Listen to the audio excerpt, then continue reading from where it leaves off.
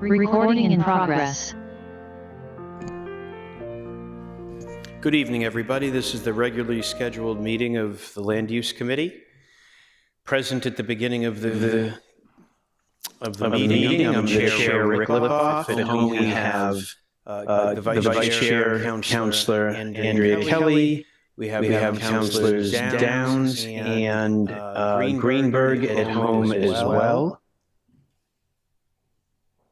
From the Planning Department, we have Katie Wewell and Elisa Sandoval.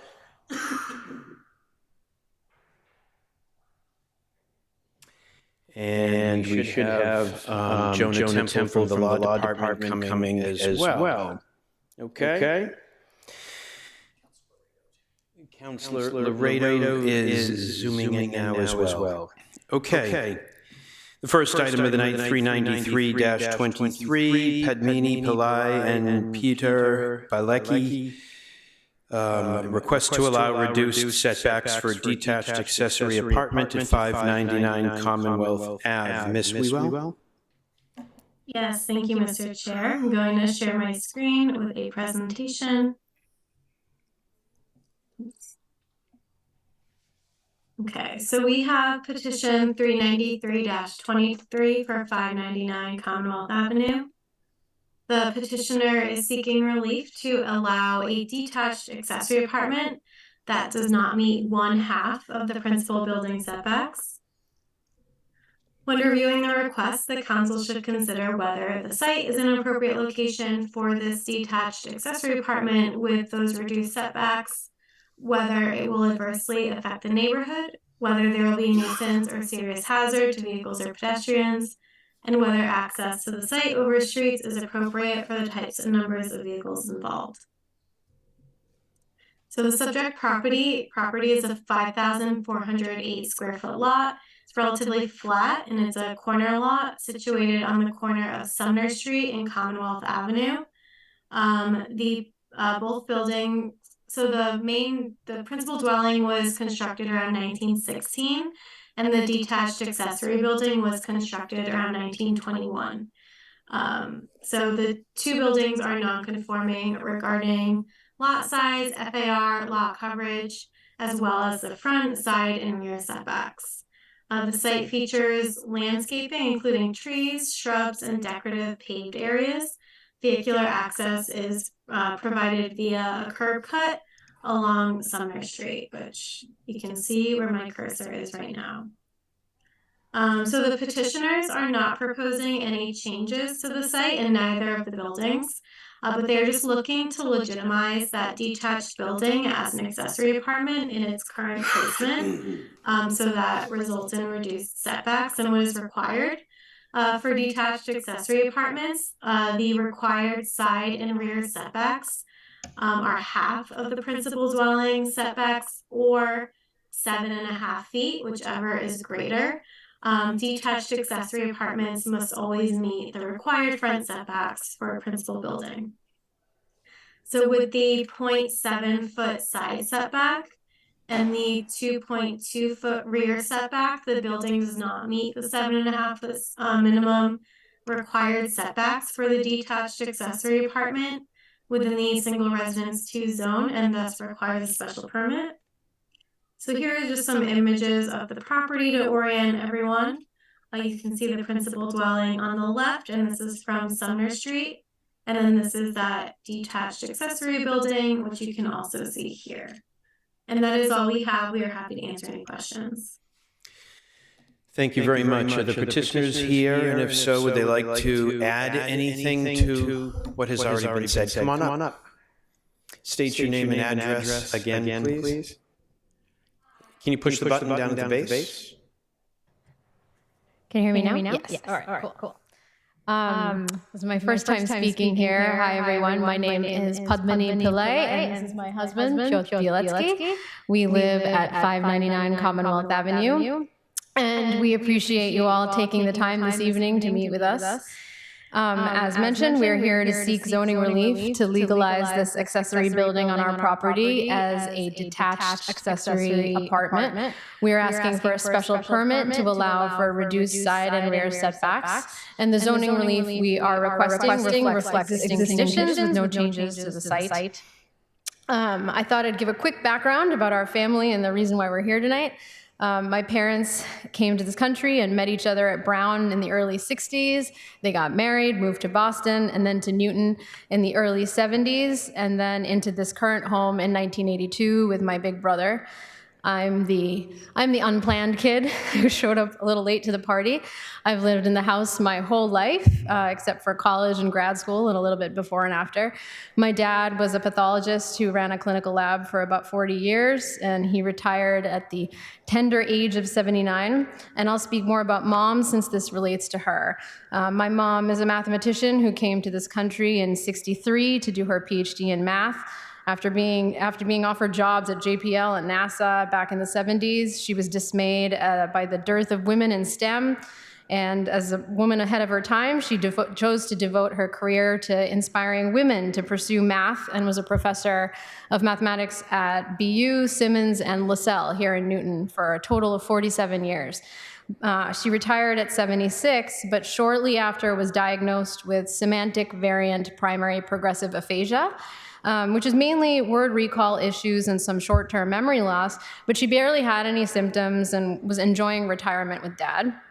And I'll skip over a lot of other cool parts, including meeting this guy and falling in love with him. But suffice it to say that we got engaged in Boston during the pandemic in July of 2020. We're both immunologists, so we knew the pandemic wouldn't be ending soon. And we weren't sure when we'd be able to have our wedding. But Mom, Dad, Piotr, and I already decided that once things settled down, we would renovate the house and live together, as we both come from cultures with intergenerational households. You know, that's the norm. So Mom and Dad's wishes were and are to live in the house for the rest of their lives, as is our plan now. But out of nowhere, in September of 2020, a few months after we got engaged, my dad had a massive brain hemorrhage and was given a few days to live. And thanks to an angel here at the city clerk's office, we were able to get our 3-day waiting period waived to get a marriage license and got married at the foot of Dad's bed before he passed away. And we promised Dad that we'd stay with Mom and take care of her. And we've been having a blast. But the truth is, after that, they were married for 54 years. So after his passing, we saw symptoms of Mom's aphasia get worse. And since then, we've been her primary caregivers while also moving forward with our careers and our life as a couple.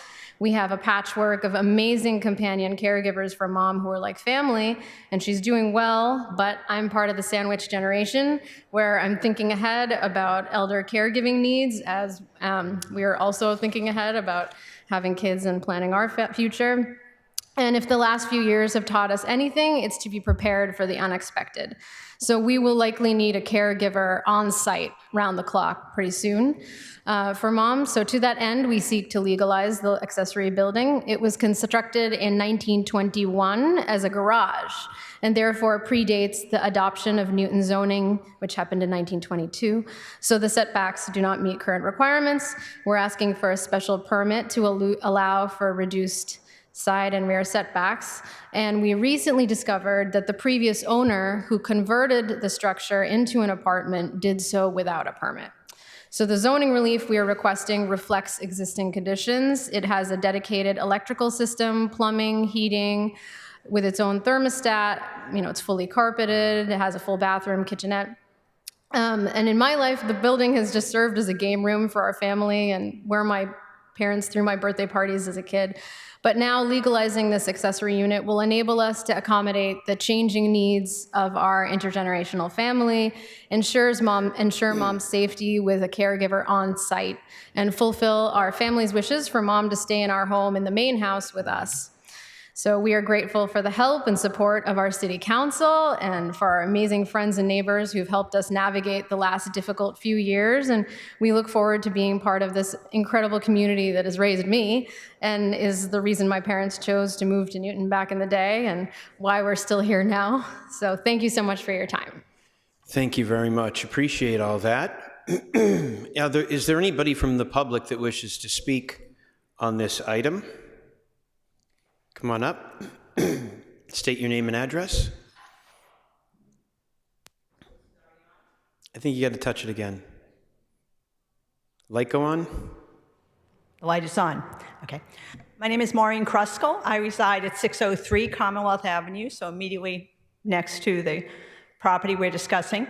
And I just wanted to briefly speak that when we purchased our home in July of 1992 and moved in, this structure existed in its present form. It's always been there. We're subject to the 2.5-foot setback, I guess, but it's been there. In fact, I assumed it was an apartment because it looks like an apartment, and only found out recently that it's never actually had a tenant outside of the family in it. So I have no concerns. I've not experienced any issues related to the dwelling being there or its upkeep, and I understand there's no plans to change the footprint of the dwelling, and I fully support Padmini and Piotr's quest to enable the use of the dwelling so they can provide care for their mom. Thank you very much. Sir, come on up. Name and address.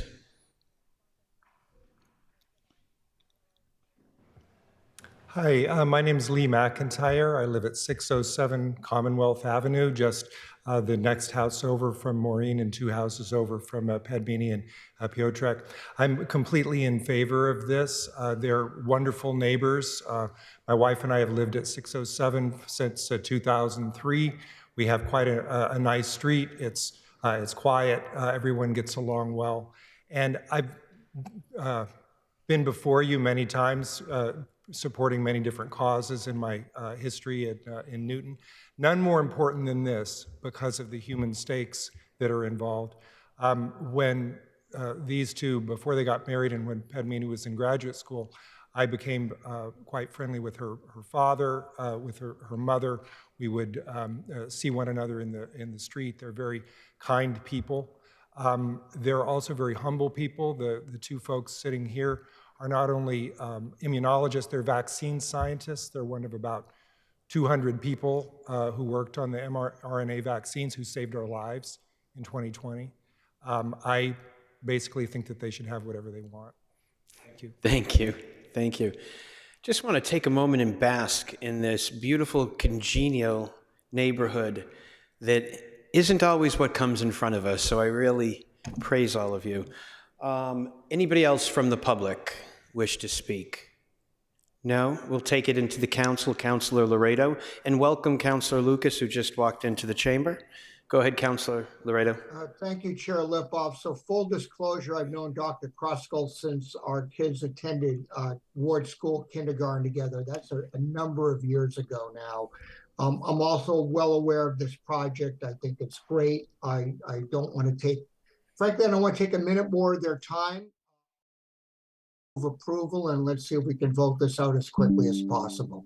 Thank you. Seeing no other hand, Councilor Lucas. Yeah, I'm sorry for being late. I just want to say I'm going to abstain. Okay. We have a motion to close the public hearing. All in favor, say aye. Aye. Opposed? Aye. Public hearing is closed. We have a motion to approve. Can we take a look at a council order, Ms. Wewell? Yes. Let me pull that up.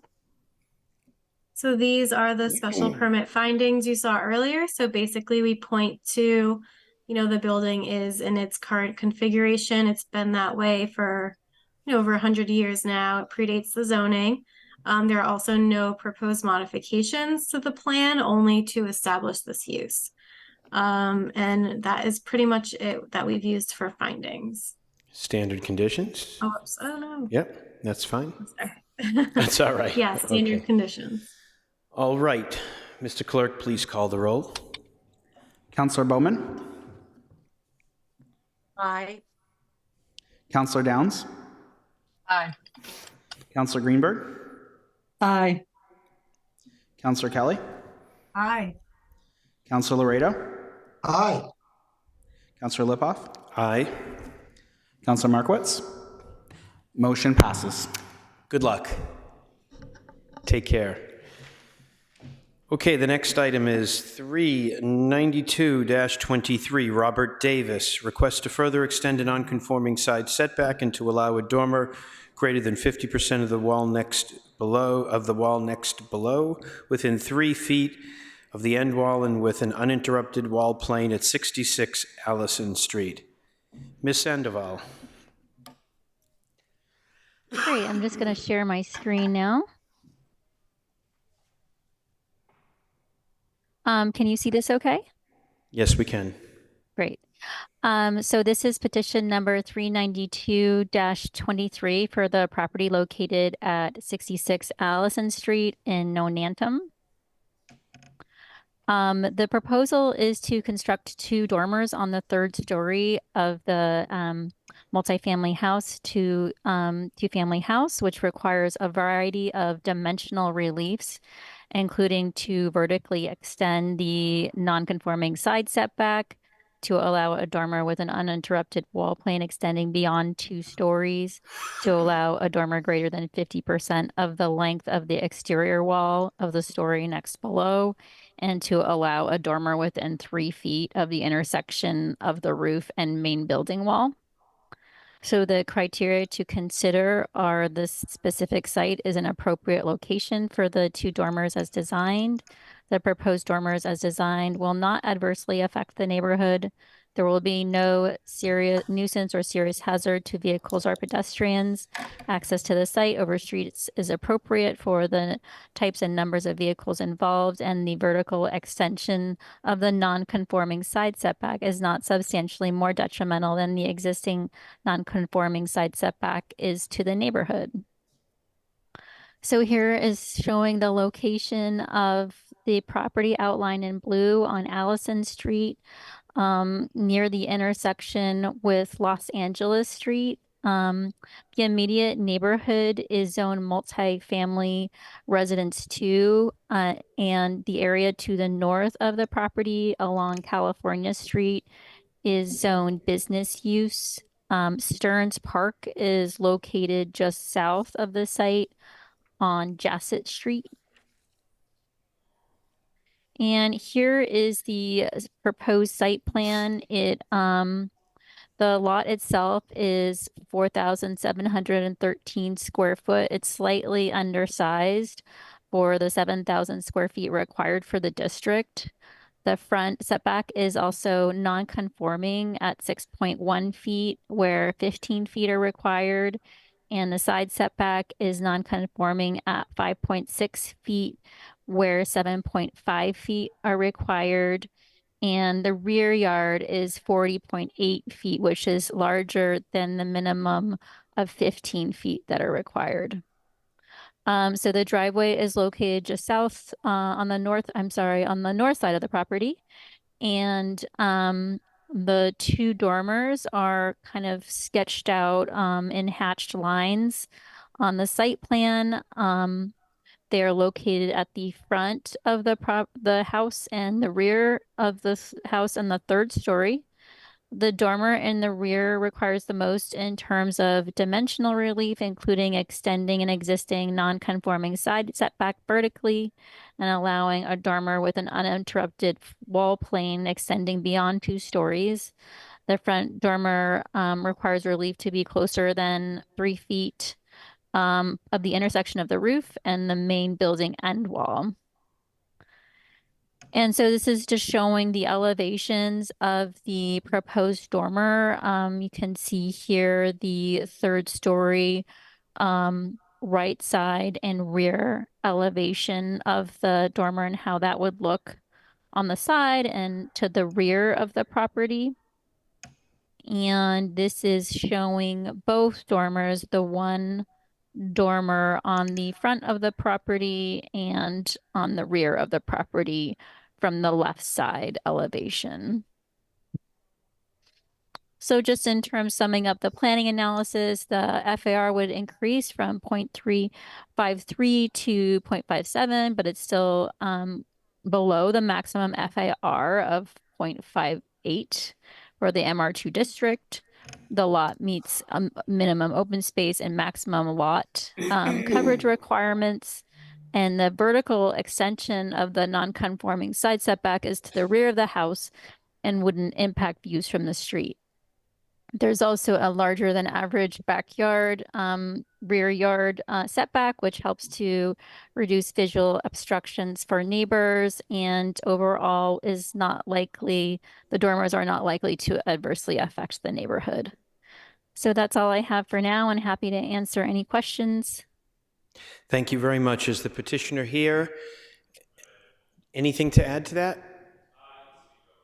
Go ahead. Anything you want. You know, we typically start with planning just to give you the opportunity to not have to do it all over again, but I'm happy to listen to anything. Yeah, no, absolutely. Just big pic. Yeah, so I just push the button there. I don't know why it always goes off. It should stay on the whole time. Go ahead. Nope. There? Yep. Perfect. So just big overview of myself. I recently purchased this house just over a year ago with my wife.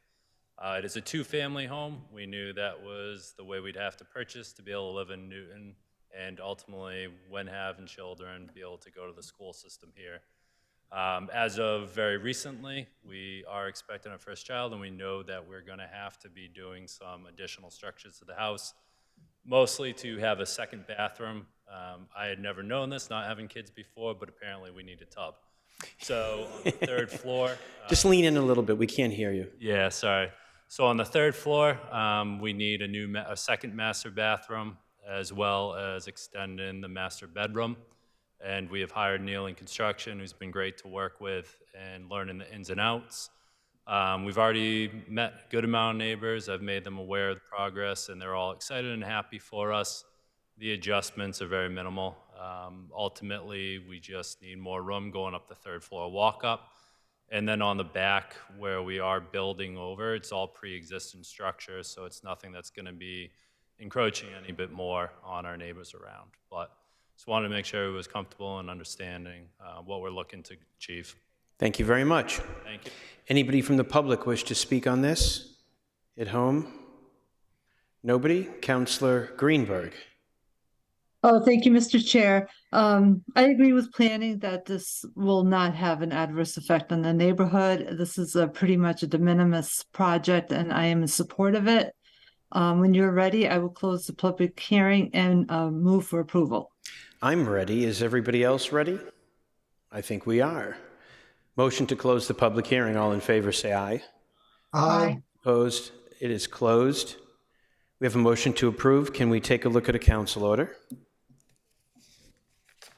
Yes. Okay, hold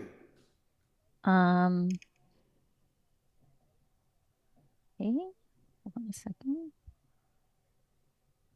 Okay, so for findings, the specific site is an appropriate location for the two dormers as designed, as they are small in scale, do not increase the FAR, and will not visually impact the neighborhood. The proposed design dormers will not adversely affect the neighborhood, as the lot has adequate open space and is similar in size to other multifamily homes in the neighborhood. There will be no nuisance or serious hazard to vehicles or pedestrians. Access to the site is appropriate for the types and numbers of vehicles involved, and the vertical extension of the non-conforming side setback is not substantially more detrimental than the existing non-conforming side setback is to the neighborhood, and maintains the footprint of the structure and does not exacerbate the nonconformity. And then we have the standard conditions. Excellent. Mr. Clerk, please call the roll. Councillor Bowman? Councillor Downs? Aye. Councillor Greenberg? Aye. Councillor Kelly? Aye. Councillor Laredo? Aye.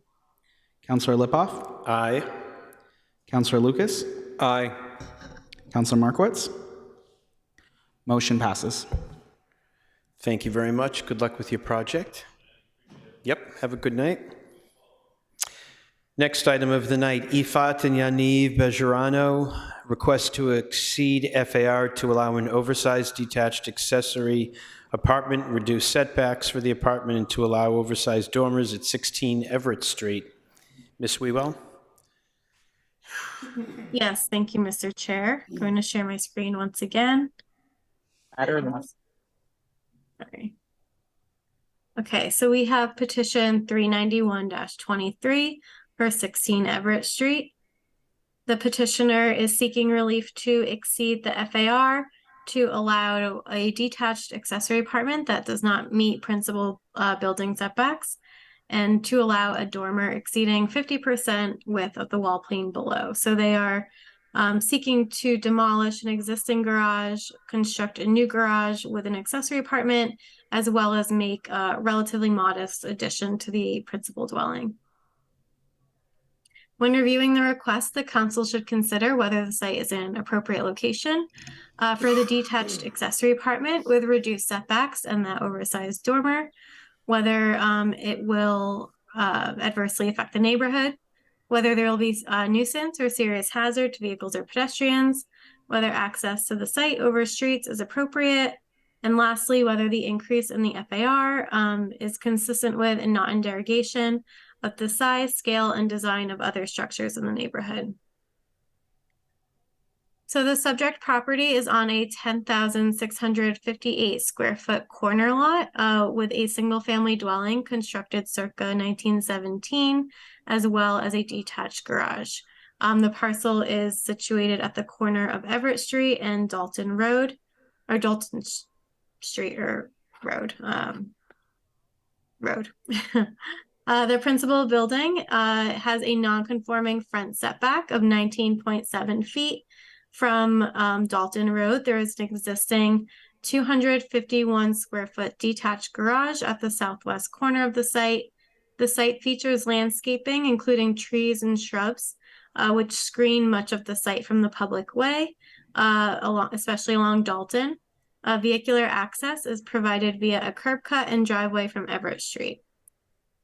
So the petitioners are proposing to raise the existing detached garage and construct a new detached garage with a 700 square foot footprint with an accessory apartment above in approximately the same location as the existing garage. So you can see the existing garage grayed out underneath all of that proposed work.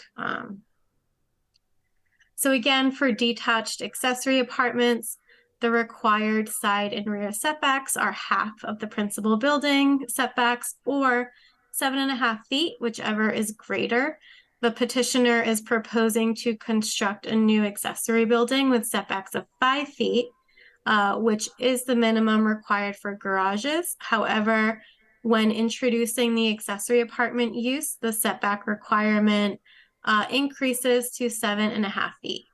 As this is a relatively new provision of the accessory apartment regulations within the ordinance adopted in 2022, the petitioner should address why they cannot meet the 7.5 foot setbacks.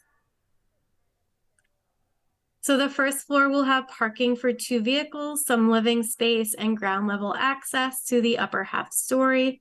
The accessory apartment will consist of 2 bedrooms, a bathroom, and living area.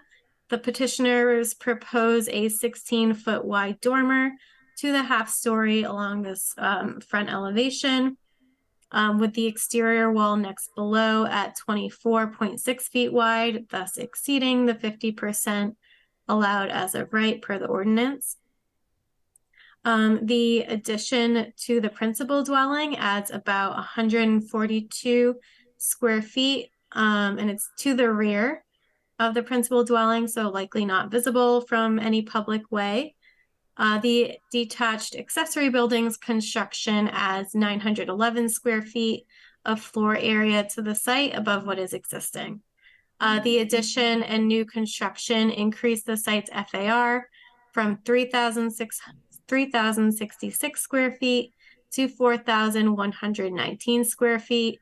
This represents an increase of 0.29 to 0.39, where 0.37 is the maximum allowed as of right. As the increase in FAR above the maximum allowed as of right is only 175 square feet, and it also includes the demolition of an existing garage. The increase in FAR will not be in derogation of the size, scale, and design of other structures in the neighborhood. That is all we have, and we're happy to answer any questions. Thank you very much. Is there somebody from the petitioner who would like to add to what, or validate to what just was presented?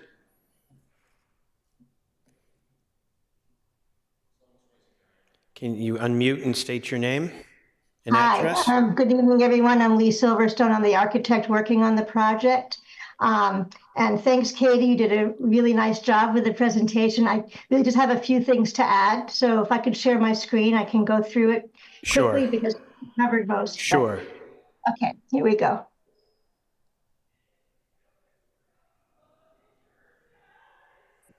Can everybody see? Yes. Okay, thanks. Okay, so here's the existing house. Here's the front of the house, and you can see it on Everett Street and Dalton Road. It's a corner lot. And speaking to what Katie had mentioned about the setbacks, why we couldn't meet the the new setbacks of 7.5 feet for both sides. You can see right now, even with their existing garage, it's really, really hard to be able to come in. This is where their driveway is, to come in and be able to turn and access. And you'll see as we go through the rest of the drawings, how that becomes even more challenging with a 2-car garage. So here is the existing survey site plan. You can see again, here's where they come in right now, and it's really a squeeze, and it's a very, very narrow garage as is. Also, I just want to add too that being a corner lot, we looked at possibly moving the garage, and we would have had to move the driveway, like to possibly moving it to Dalton. But because of the corner lot, that would have placed the garage sort of in the middle of the backyard, and we'd have to bring the driveway either all the way through the yard or create a whole new driveway here. And it just didn't seem worth it if we could just manage to squeeze into the new garage with a 5-foot setback. So here are all the FAR. Is the FAR data that Katie went through. So normally we'd be, the allowable would be 0.37, and we're asking to go to 0.39 FAR. Here's some more photos of the existing garage, very small. And they're hoping that by making the 2-car garage, they could create the accessory unit above for their in-laws who come regularly, and also potentially as a rental unit with parking underneath. They would take one of the spaces. So here you can see the you can see the proposed site plan, where now we come in, we're using the same driveway, and even going to 5 feet and 5 feet, it's still tight to be able to come in, turn, and go into the garage and back up and go back. So we're hoping that we can get that 5 feet.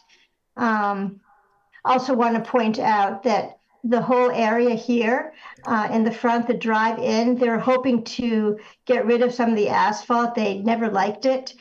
So you'll see in the next sheet what we're planning to do with the site plan there.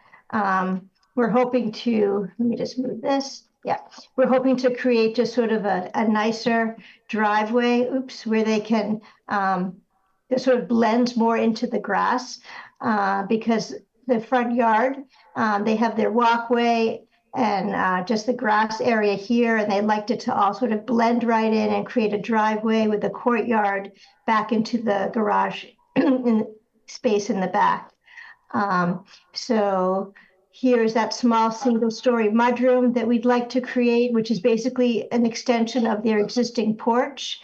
And then they have an existing deck that we want to expand to the right to be able to meet the new single-story mudroom. The other thing just to point out regarding the, you'll see when we go through the drawings regarding the wall, our dormers would conform if this wall had gone straight all the way across, but we really didn't want this structure to look like a box. So we pretty much broke it up a little bit here and set this wall back to be able to create a covered entrance here to go upstairs. So you'll see that it's not that we're really proposing a massive dormer. We were really basing it on the width of the wall here and not here. So here's the first floor. You come in, this is exterior space, garage entrance, and then you go in and go upstairs. Second floor, here you can see the 2 dormers. in the back, which creates headroom when you come up the stairs, creates headroom also in the bathroom and bedroom area. Dormer would create headroom in the kitchenette area. And here's the area where I'm talking about that if we had continued this wall and continued this roof down, we would have met that dormer requirement, but we just wanted to break it up a little bit and provide a window here. So you can see right here, we're creating this roof line coming across. Here, the roof line will break, create a little bit of a window here, and we'll have a really nice kind of bracketed detail that goes all the way across the bottom of the roof line at the eave, similar to a project we did a few years ago where it's all brick. And then we have these really nice brackets that go all the way across to sort of break up that box-like feeling and give it more ornament there. So the whole first floor will be brick to match the house. The second floor will be siding. They have a siding on their dormer now that they have on their principal dwelling, so we'll be copying that detail. And we'll have a small deck off the side. So there's the side view, brick at the bottom, the siding above, and here you can see where we broke the wall, and then we created a deck off of it. That's the rear elevation, spiral stair egress, second means of egress from the second floor. That's the other side. And then here you can see, here is the existing floor plan of the principal house, first floor. They have that existing porch, an existing deck, and a very tiny kitchen where the washer dryer in it. So they were hoping to take that out and create a mudroom in the back where they can move the washer dryer in and have a proper mudroom before they come into the house, and then connect the existing deck to that. Oh, and then lastly, I just want to mention that they've spoken to many neighbors, and I just copied their emails. Maybe Ifad, if you want to speak to that a little bit.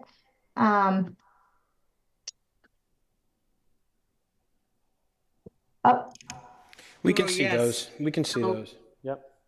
Oh, you can see them. Okay, Yeah, thank you. Yeah, we can see them. Yeah, we can see they're all positive. Yep. Go ahead. You can add to it if you'd like. Sure, thank you. I just say we feel lucky to be living in this neighborhood. A lot of very good neighbors and friends.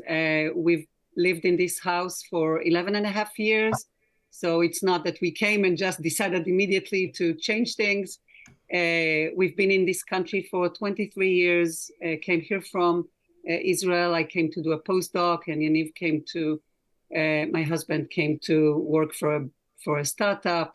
We ended up starting a biotech company together, and I now work at Harvard Medical School, and Yaniv is working for various, he's consulting a few biotechs. We have two kids, one in college, one out of college, and we're just hoping that potentially they can use that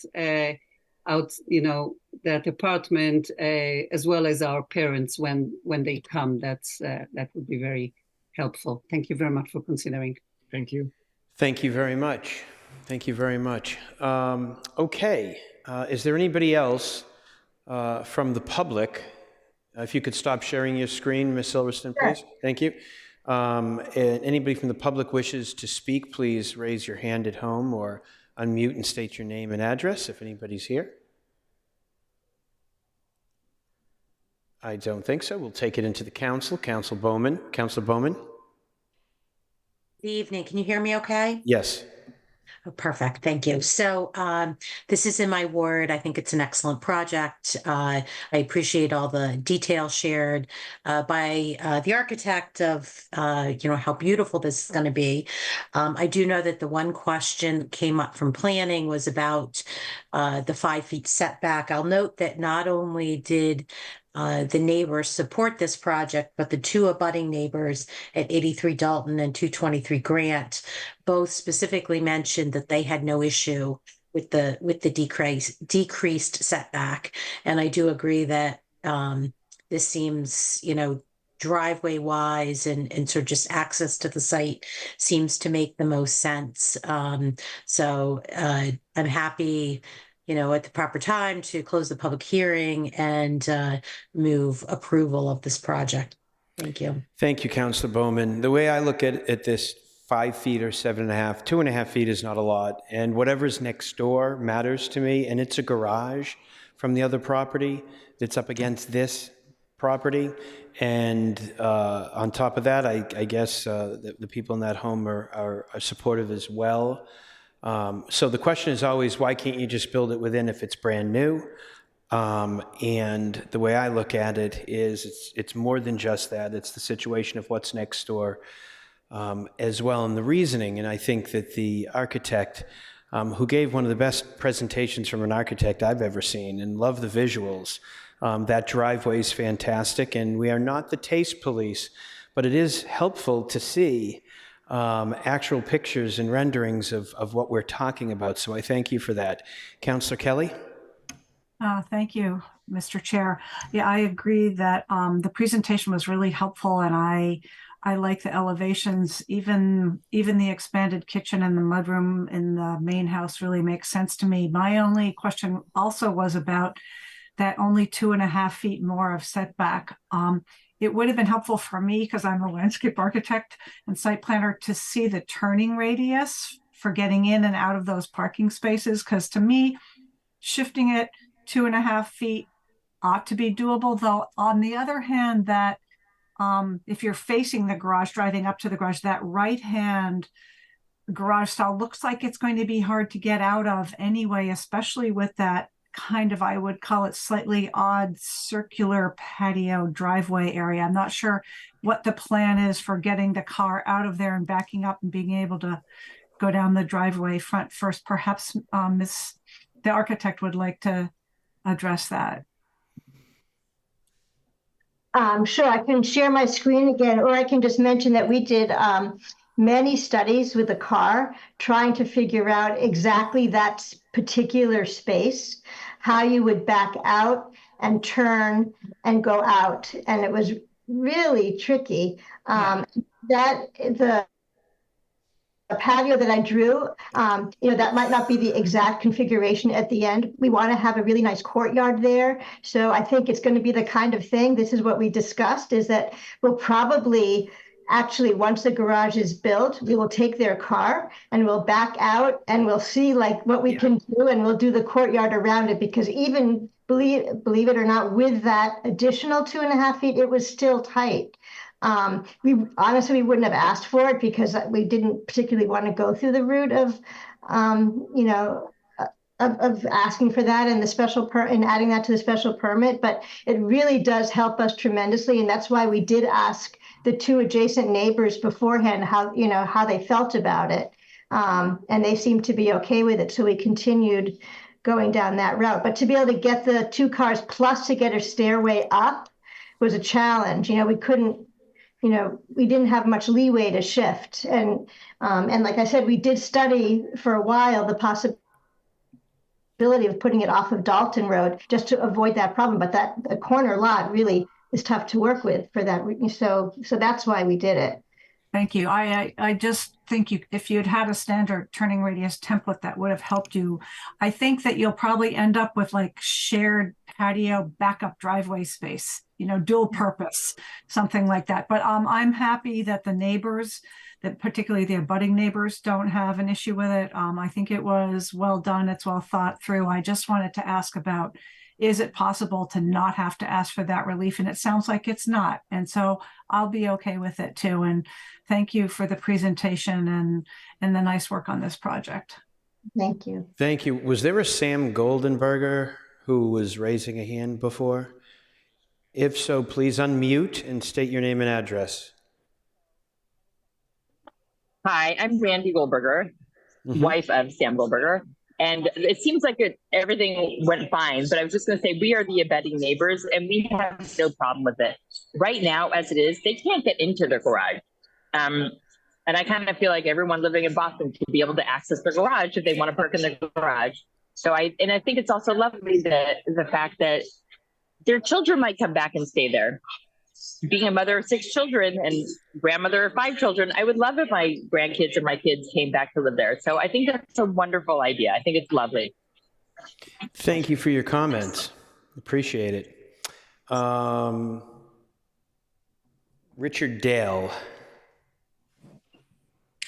Good evening. I'm Richard, and this is my wife, Doreen. We are the other abutting neighbors on Dalton Road, against which the back of the garage would be abutting our property line. And we've seen the plans and understand the setback issue. And actually, it's very well screened from our lot. And there's a change in elevation, and it's behind a retaining wall, and there are lots of big trees there. So we are also very comfortable and supportive of this for the reasons that have been stated by others. Thank you very much for your comments. Anybody else from the public? Councillor Downs. Yeah, thank you. I wasn't going to comment, but then we got into discussions of other possibilities. And I think actually this layout is brilliant because it preserves some very large trees that are up against Dalton Road, which otherwise would have to be leveled in order for the driveway to go into a new garage in the backyard. So I think that you've done a brilliant job of putting a lot into a little space and making it attractive. So I will be voting for this. Thank you very much. I think we have a motion to close the public hearing by Councillor Bowman. I think it's time to take that. All in favor, say aye. Aye. Aye. Opposed? Abstentions? The public hearing is closed. We have a motion to approve by Councillor Bowman. Can we take a look at a council order? Yes, Mr. Chair. Let me just jump to it. So we have the findings, and we point to, the detached accessory apartment with the reduced setbacks and the dormer is an appropriate location because, this project is pretty tucked into the site and is minimally visible from the street. And then we also kind of jump to the FAR and say the addition to the principal dwelling to the rear is, minimally visible, and the FAR is ultimately broken up between two buildings on site. So it helps spread out that massing. We have standard conditions. Great. Thank you. Mr. Clerk, please call the roll. Councillor Bowman? Aye. Councillor Downs? Aye. Councillor Greenberg? Aye. Councillor Kelly? Aye. Councillor Laredo? Aye. Councillor Lipoff? Aye. Councillor Lucas? Aye. Councillor Markowitz? Motion passes. Thank you very much. Good luck with your project. Thank you very much. Mm-hmm.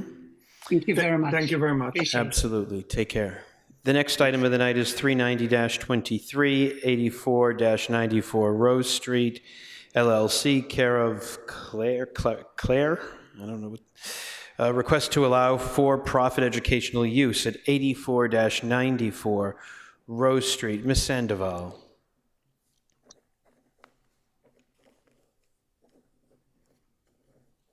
Great. Can you see my screen? Yes. Great. So this is petition number 390-23 at 84-94 Rose Street. The zoning relief requested is to allow for a for-profit educational use. The project is to convert 7,972 square feet of vacant existing office space to an adult health care day program, and this requires the special permit for the use. So the criteria to consider for this request is whether the site is an appropriate location for the for-profit educational use.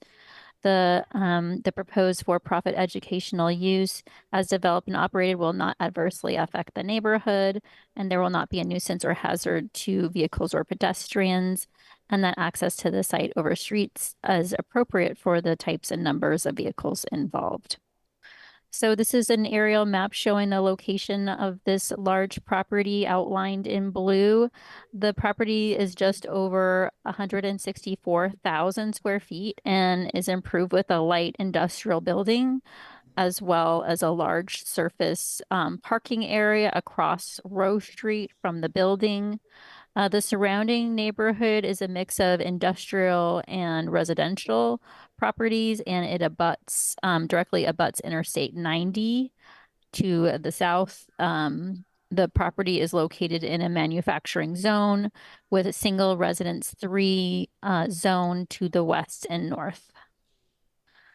So here is the existing site plan, just pointing out a couple of main features. The area kind of circled in red is where the 8,000 square foot adult day program is proposed.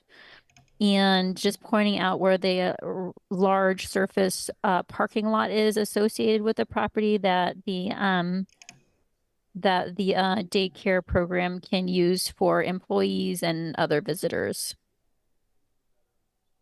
So here is the proposed floor plan provided. It includes some details on the outdoor elements as well. So according to the petitioner, there are no exterior changes to the building aside from the new ADA access ramp, which is proposed to the side of the building. There will be new windows as well, and a outdoor space that is dedicated for the adult daycare that would have grass and picnic tables. Planning recommends that there is a condition for the construction of the access ramp prior to occupancy because the existing access ramp is in ill repair and is not ADA accessible. According to the petitioner, there are no other building facade changes proposed, but planning does note that any new signage would need to go through Urban Design Commission for approval. So just an overview of the adult program use. There is proposed to be 108 adult clients and 25 staff. The staff will include aides, drivers, nursing staff, service, coordination staff, therapeutic activity director, program director, and activity planner. Clients would be transported directly to the facility from their homes via dedicated vans. And there would be staggered arrivals starting at 7 a.m. and then drop-offs starting in the afternoon, and the entire facility would close at 2:30 p.m. So so just a couple notes on the parking and circulation. There is no parking waivers required. There is plenty of parking on site with 162 parking stalls for common use. There will be 3 dedicated parking stalls in front, directly in front of the business for visitors and for the vans. The staff can park in the large parking area, a surface parking lot across the street. And this is a fairly auto-oriented area. There is no sidewalk adjacent to the business. The road is actually just flush to the main parking in front of the building. And so it's not a particularly walkable area. And the outdoor sitting area that's proposed is adjacent to the drop-off area, and planning just notes that there should be caution exercised when dropping off and picking up the clients in that area if they are also in the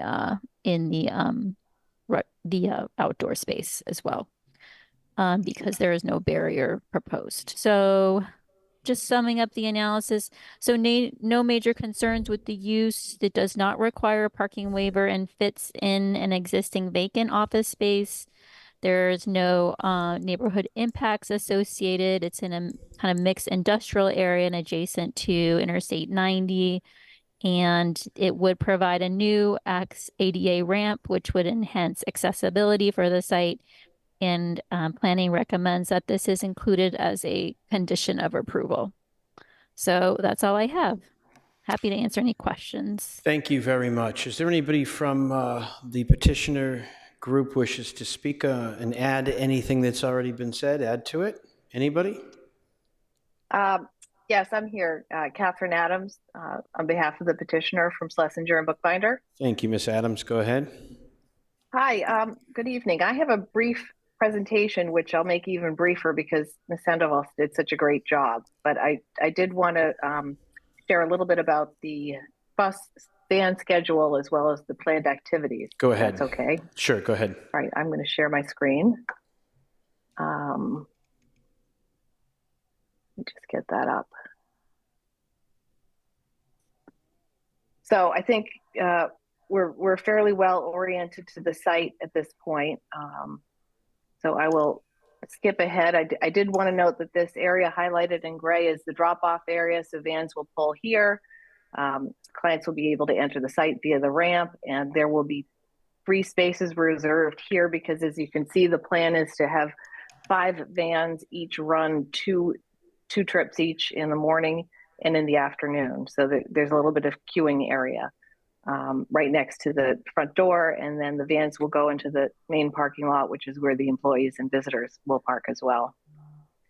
I also just wanted to highlight some of the client activities, which include physical fitness, games, social groups, recreational activities, board games, and day trips. In the years following COVID, it's become very clear that there's an enormous need to provide opportunities for seniors to remain in home environments.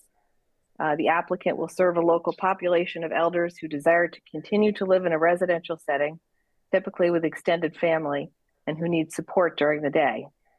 The applicant will serve this population by providing a safe and enriching social experience for such seniors who may not be ready for residential care. I wanted to point out that we sat down with the deputy fire chief 2 weeks ago, and he had no concerns about access. And as Ms. Sandoval pointed out, we'll need to go to UDC for signage, which we have not yet designed. So I just want to conclude by reiterating the real need for adult daycare services in the city and say that we're happy to answer any questions. I am also joined this evening, I should note, by the petitioner Zhenglong Qiu, our architect, KT Huang, and Lauren Manley, who represents the owner of the property, in case there's any questions about that.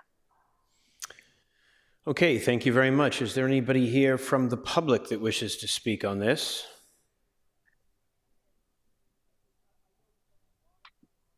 I do not see anybody.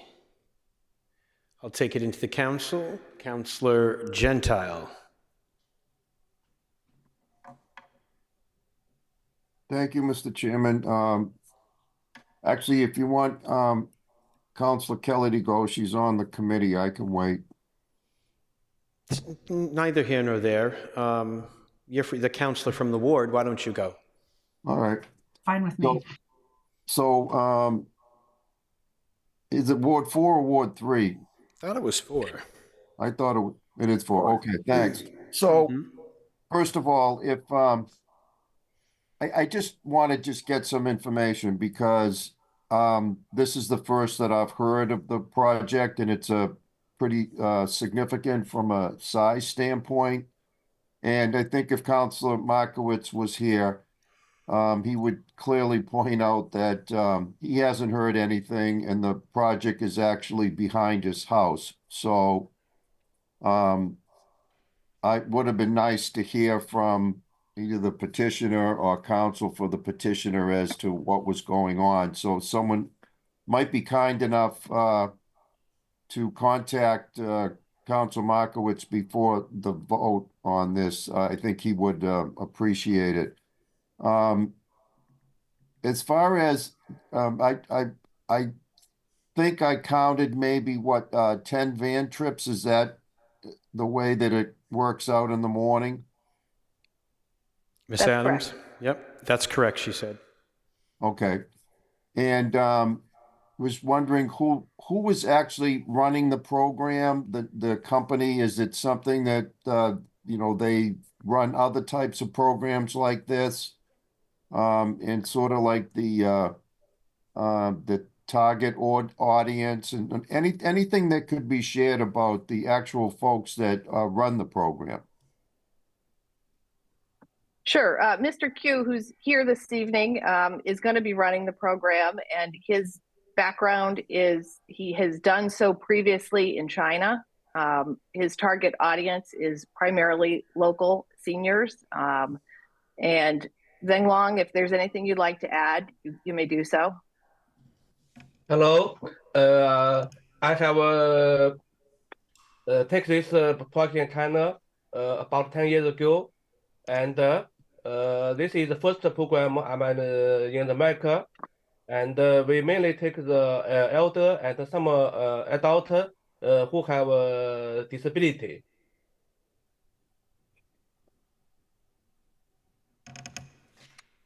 Thank you. That's helpful. If I might just mention, Councillor Gentile, I did send you and Councillor Krinsman and Markowitz an email about this on November 10th, a little ways back, but I did want to point that out.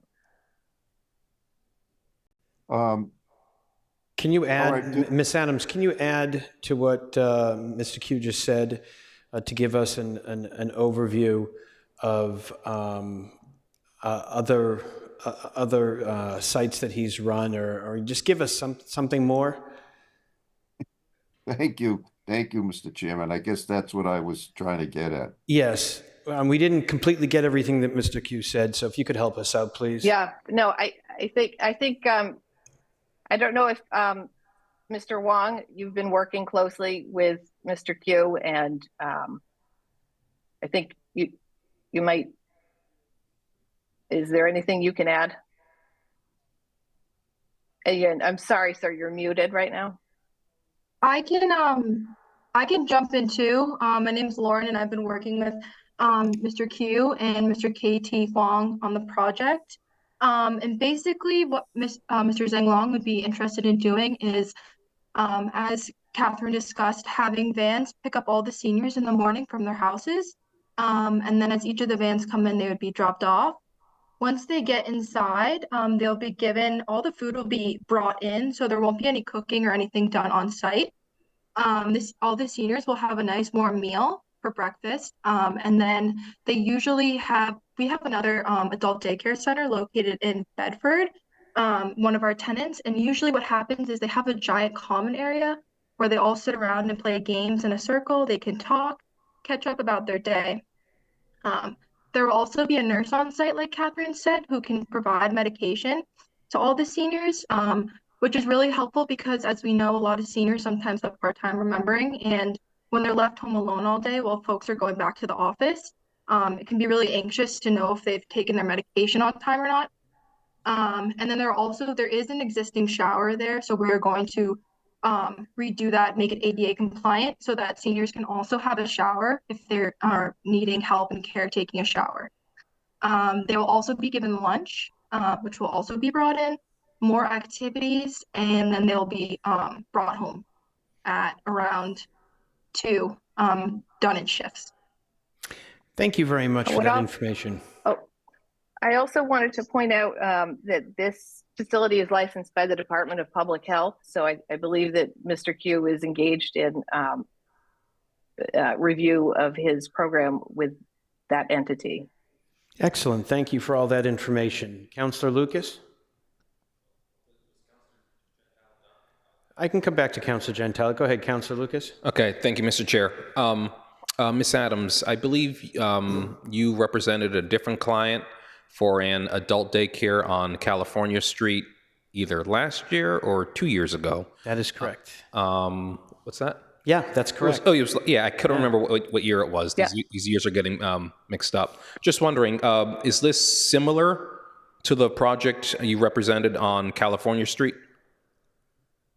Thank you for remembering that, Councilor Lucas. Yes, I noticed a number of similarities between the two programs in terms of the program that they're offering for seniors, as well as the need that they're tapping into. And the other program on California Street expanded into several buildings on the same campus because they had such a lengthy waiting list for services like this. So I think in this other section of Newton, it's a great place to locate this. As far as I know, this will be the second in the city, although I'm happy to be corrected if anyone's aware of a third. Okay. All right. Thanks. I think the other difference between this and California Street is that there's ample parking here. Yeah. And another question is, I'm not sure if you know the answer to this.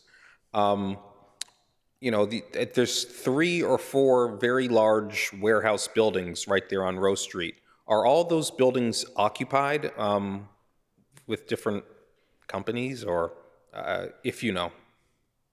Sure. Well, I can give a partial answer, and then Lauren represents her company owns those buildings. But we permitted, I think it was 77 Rose Street. It's a business incubator, and that's a very large building. So that'll be further down, not in the images that we showed you. Lauren, do you want to speak about what your other tenants are? Yeah, so our other tenants in the building is Worldpac, which is our largest tenant, and they're an auto parts group. They basically have like little bits and bobs and screws for car pieces and car parts. So they have a couple AutoZone's cars that come in and pick up parts. But that is our largest tenant on the property. And then the next largest tenant is Siegel Production, which is a dance studio / DJ event company, which I'm sure many of you know because they do a lot of bar and bat mitzvahs. Yes. Yeah. So they are over there as well. So a lot of those folks have been there for a while. They've actually been there since we purchased the building about a year and a half ago. And then the next tenant in there is Siemens, and they have a small office space. And then we also have Business Boston, which is an accounting firm. Thank you. And about 2,000 square feet. Thank you, Ms. Manley. Councilor Lucas, the relevance to that question? No, I was just curious. I didn't know if what was over there, because I know there was a bagel place there, I think, but I don't think they're there anymore. No longer. Yeah, that's that's the building next door. Yeah. Okay. All right. Well, thank you. That's all I have. Thank you. Back to Councilor Gentile. So, all right. So that helps me. This program is going to be one of several businesses in there. I was under initial impression that it was going to be the only use there, but I know the building you're talking about now, if it's next to Finagle or Bagel or whatever. The vans, do the vans in a situation like this, do they have to get licensed? Ms. Adams? I don't have an answer to that. Zhenglong, do you have to license the vans? Do you need any permission from the DPH to transport your clients in vans? Or from the city, for that matter. According to my information, the vans do not need a special license. No special license needed. Yeah.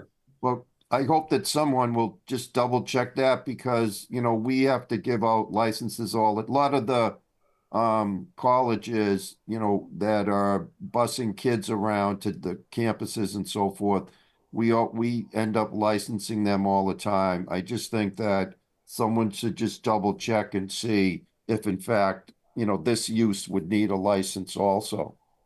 So that's a great point. I'm happy to follow up on that. Thank you, Ms. Adams. Right.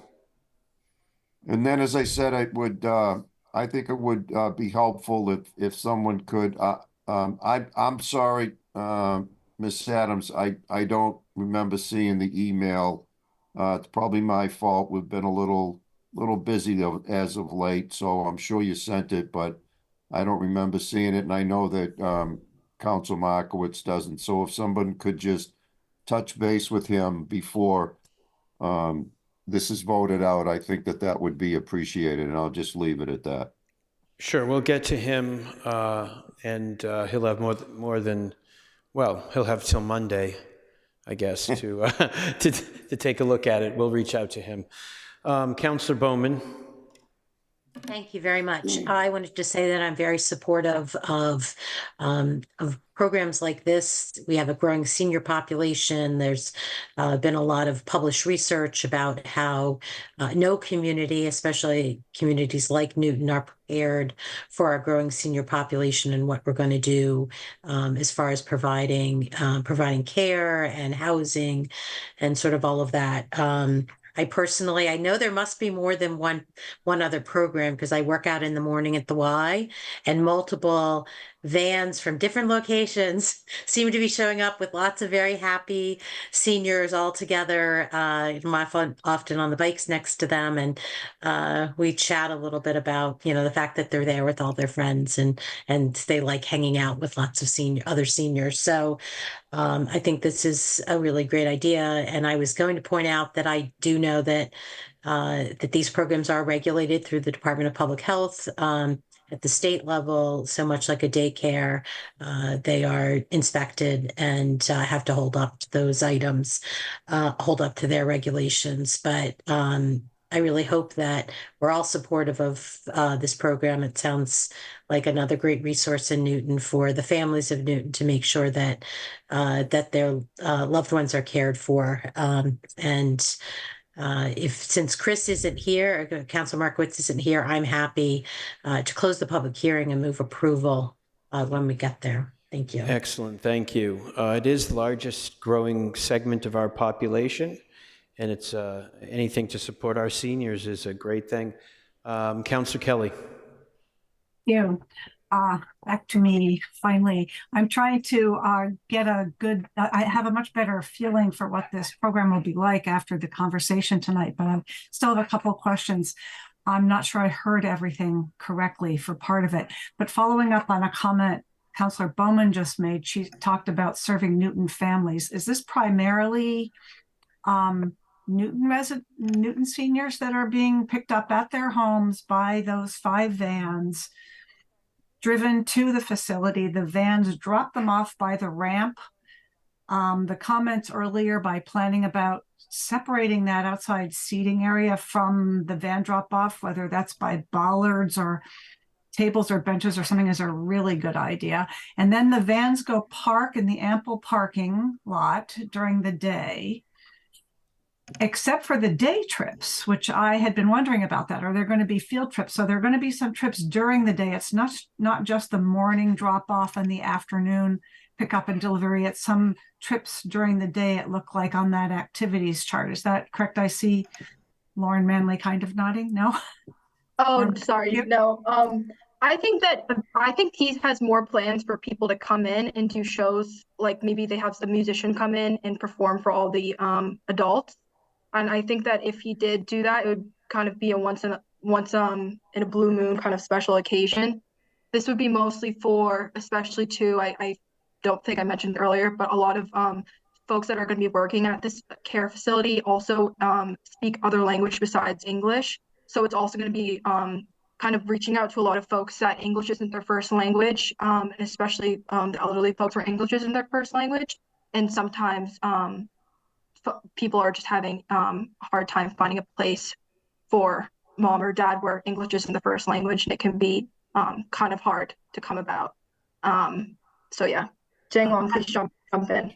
That sort of addresses part of my question, which is I think I heard Mr. Q say that this is a senior population with disabilities, or did I misunderstand that? Go ahead. I thought I heard the word or term in there, seniors with disabilities. Not that it matters, I just so that we can understand. And I wonder too, you talk about people without English as a first language. Is it primarily Chinese seniors with or without disabilities who will be coming here from their homes in Newton? Is that the target population who you're trying to serve here? Who you will be serving? That's one of the targeted populations, obviously, because Mr. Q, his first language is Chinese as well. So he has a personal, I guess, connection to that, but he wants to expand it broader than just Chinese speaking elderly folks. And there also will probably be folks there that have disabilities, since there are going to be elderly folks, but that is not the one common group that he is trying to reach out. That's not his target audience. All right, well, that Yeah, just to reiterate what Lauren said, I think he wants to be able to accommodate all types of disabilities, but this is not a population defined by disabilities in any way. and different languages, which will then probably be reflected in the staffing. Depends on where people are from, who you have there to do, you know, ELL or whatever. Ms. Adams, I think it was the chart you showed of the activities that the final column on the right had listed day trips. And that's what I'm referring to about more van trips, not just bringing in music, but trips to the supermarket and other things. So what I'm getting at is to think about how the vans are going to interact with the people outside and the pedestrians in that recreation area. There's going to be more than just the morning drop off and the afternoon trip. It looked like by that chart. So that's just something that I think y'all have to have a good handle on, is how you coordinate those trips during the day and that interface between people who are just outside in vehicles. I think that's a really good point, you know, and as Zheng Long develops his program, it may behoove him to, you know, not have outside time overlapping with van time, or putting up some type of barrier just to address that issue. I think that's a good point. Thank you. Those were all of my questions. I think we look forward to having more services and programs like this for seniors in Newton. Thank you. I don't see any other hands up for questions or comments. I have a motion to close the public hearing by Councillor Bowman. All in favor say aye. Aye. Aye. Opposed? Public hearing is closed. Can we have a motion to approve by Councillor Bowman? Can we take a look? Mr. Chairman? Yes, yes. I couldn't get my my hand up. Just one last comment. First of all, the intended use or proposed use, I agree is great idea. There's obviously a need, no question about that at all. I think that the one issue to pay close attention to here is the traffic, the vans. I think those of you that know Rose Street, for instance, at the other end of Rose Street, it's a one-way, and it's a one-way for a reason, because of some past issues around there. I'm assuming that everybody, Ms. Adams, knows about, you know, the restriction that you can't cut through onto Crescent. So it's one way in, one way out. And if you're on Com Ave, you know, sometimes you're making a not so easy sharp turn there to get down to Rose Street. It's tight in that area. That's going to be difficult for anybody, you know, with bringing in vans or whatever, or cars. It's not the easiest area to navigate. So that's the only reservation, you know, that I would have. But certainly the use is great, and the need is there. So I don't want people getting the wrong intention. But there'll be some challenges getting to and from the site. Thank you very much. Councillor Bowman? I appreciate what Councillor Gentile just said.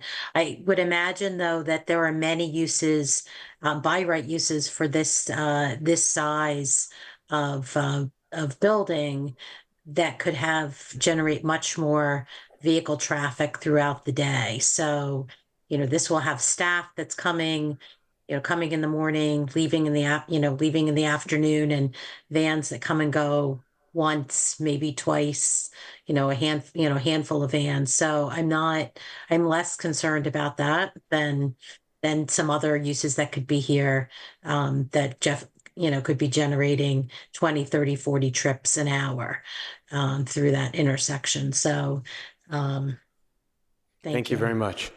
We have a motion to approve. Can we please take a look at a council order? Ms. Sandoval? Yes. So here are the proposed findings. Number one, the site is an appropriate location for the for-profit educational use due to its location in a manufacturing zone, occupying a former office space. The site can also accommodate pickup and drop-off operations of the use.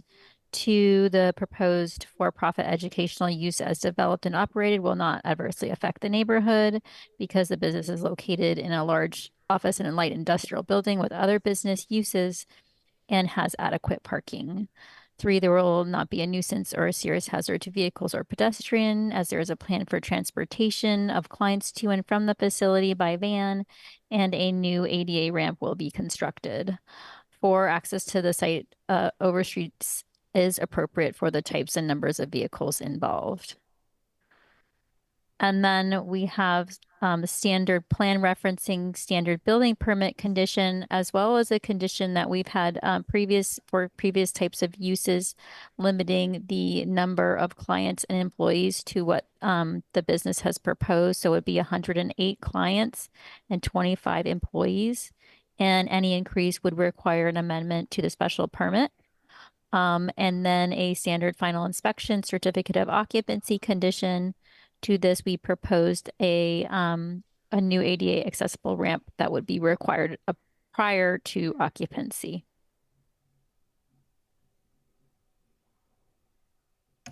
Okay, thank you very much.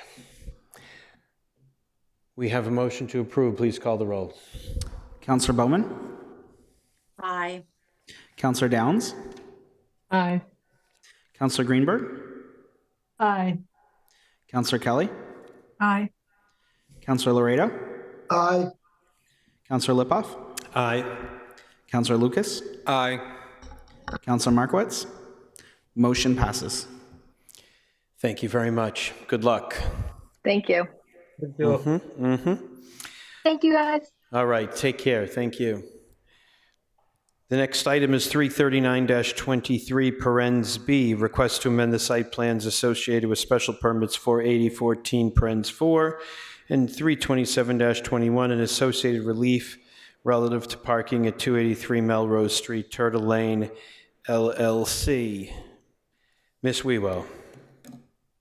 Yes, thank you, Mr. Chair. I'm going to share my screen once again.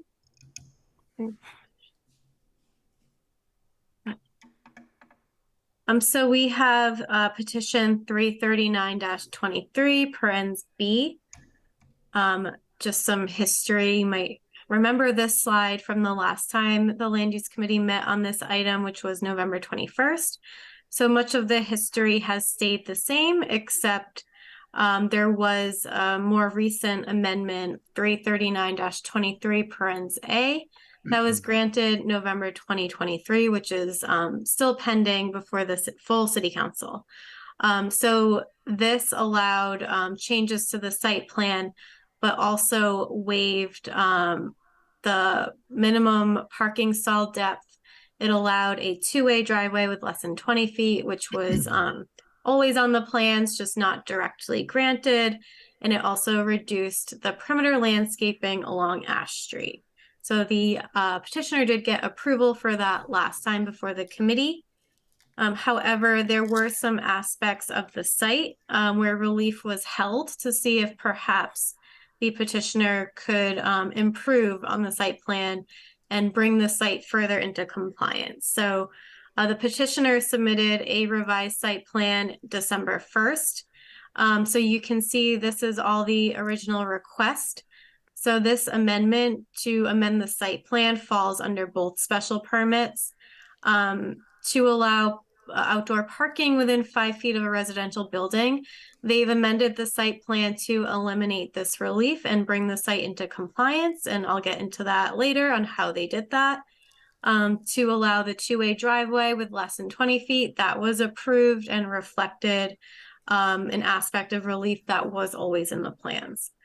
To allow an entrance driveway exceeding 25 feet in width. So they were proposing a driveway entrance along Ash Street at 35 feet. That was a little too wide, I think, for the pedestrian scale of the neighborhood. They were able to reduce that to 25 feet, which is the maximum allowed by right. So that relief has been eliminated. To reduce perimeter land screening along Ash Street, that was approved. And to waive the bicycle parking requirements, they will comply with that. So with modest tweaks to the site plan, the petitioner was able to eliminate the pending relief and bring the site further into compliance. So when reviewing this request, all we're doing here is to amend the previously approved site plan once again to reflect those tweaks the petitioner made to bring the site into compliance. So when reviewing the request, the council should consider whether the site is an appropriate location for the proposed amendment to the approved site plan, whether the amended site plans will adversely affect the neighborhood, whether they will create a nuisance or serious hazard to vehicles or pedestrians, whether access to the site over streets is appropriate for the types and number of vehicles involved. So again, while pending zoning relief has been eliminated via changes to the site plan, this is still considered an amendment to the site plan to swap out those plans. So this was the initially submitted site plan that you all saw last time.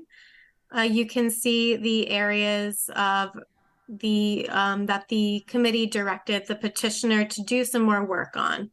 So it was this section of parking that came pretty close to the residential building. It was closer than 5 feet, which triggered a special permit relief.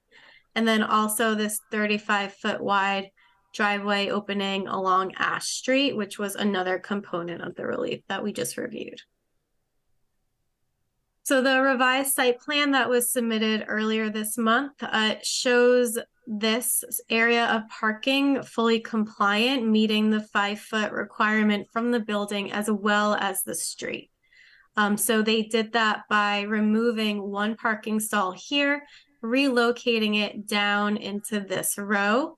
However, you will see that they changed the dumpster area. They made that a little bit smaller. So planning did raise that as a concern, just to make sure that the dumpster can service the site once the site is in operation. So they also reduced the curb down here, driveway entrance, to 25 feet, previously 35 feet. So that is all we have. We are happy to answer any questions on that. Great. I have a question. Is Mr. Temple here? Is he here? Okay, so a question for Ms. Wewell and Mr. Temple together. This is a parens B for 3 things that we needed to discuss and figure out. Their solution is to fix them to the point where they're not issues anymore. With respect to the parens B, should we just vote on the parens B, or is there something that changes here? And are we just voting on the site plan? I'm just throwing that out to you. What's the best direction to go? Just vote on the B, or vote on the site plan and get rid of the B? It's new territory for us. I can address some of that. Maybe Jonah wants to jump in just administratively as somebody who does check the special permit once a building permit comes in or a CO. It is easier to have everything in one place, especially since this was done so close together. So just administratively on my end, it's a little bit easier if they're combined, but I'll let Jonah speak to any concerns he may have. Yeah, I agree with Katie on that. I think essentially what this order is doing is approving the revised site plan. So it's just the cleanest way to get it done. So do we need to, if we vote on this and accept this site plan, are we voting on parens B, or are we just voting on the site plan and you're going to kind of roll it in?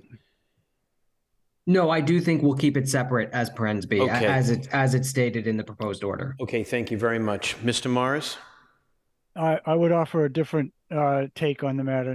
I agree with Katie and Jonah that they should be combined, but if I remember correctly, the draft board order that was approved at the last meeting, which has a site plan that is being superseded by this site plan. So I think it would be simply easier to get rid of the B and the A and substitute the 12/1/23 site plan in that board order, and that solves the problem.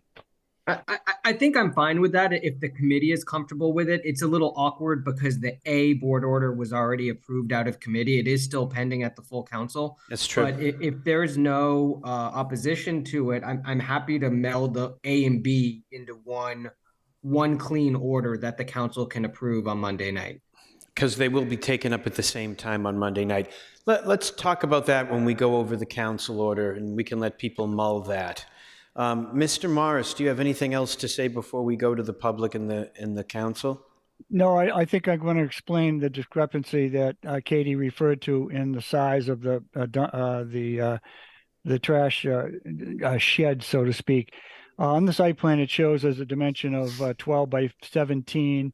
The architectural plans, however, there was a discrepancy. The architectural plans, which would govern in this case because they're associated with the building, was actually half of that. It was 6 by 15. And so fortuitously, we found that once we took care of that discrepancy, then we had the space to basically accommodate the extra parking, move the extra parking space to that location. Okay. Thank you. Anybody from the public wish to speak?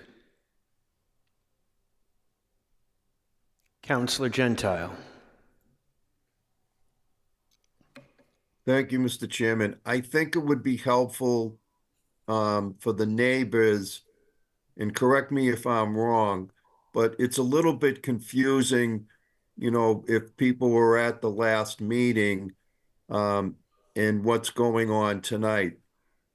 I think that what's important for people to understand is no one is proposing any additional relief tonight beyond what was approved at the last meeting.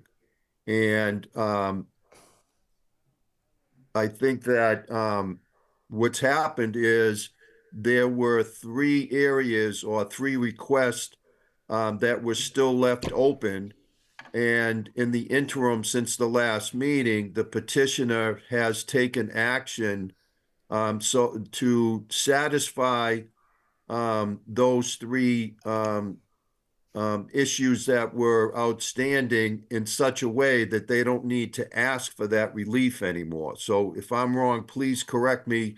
But I just want to make sure that the neighbors understand that the committee is not considering extra relief here tonight. It's all, I think you could even use the word saying that the original relief suggested in these 3 areas is basically being withdrawn by the petitioners. No longer needed. You nailed it. That's exactly it.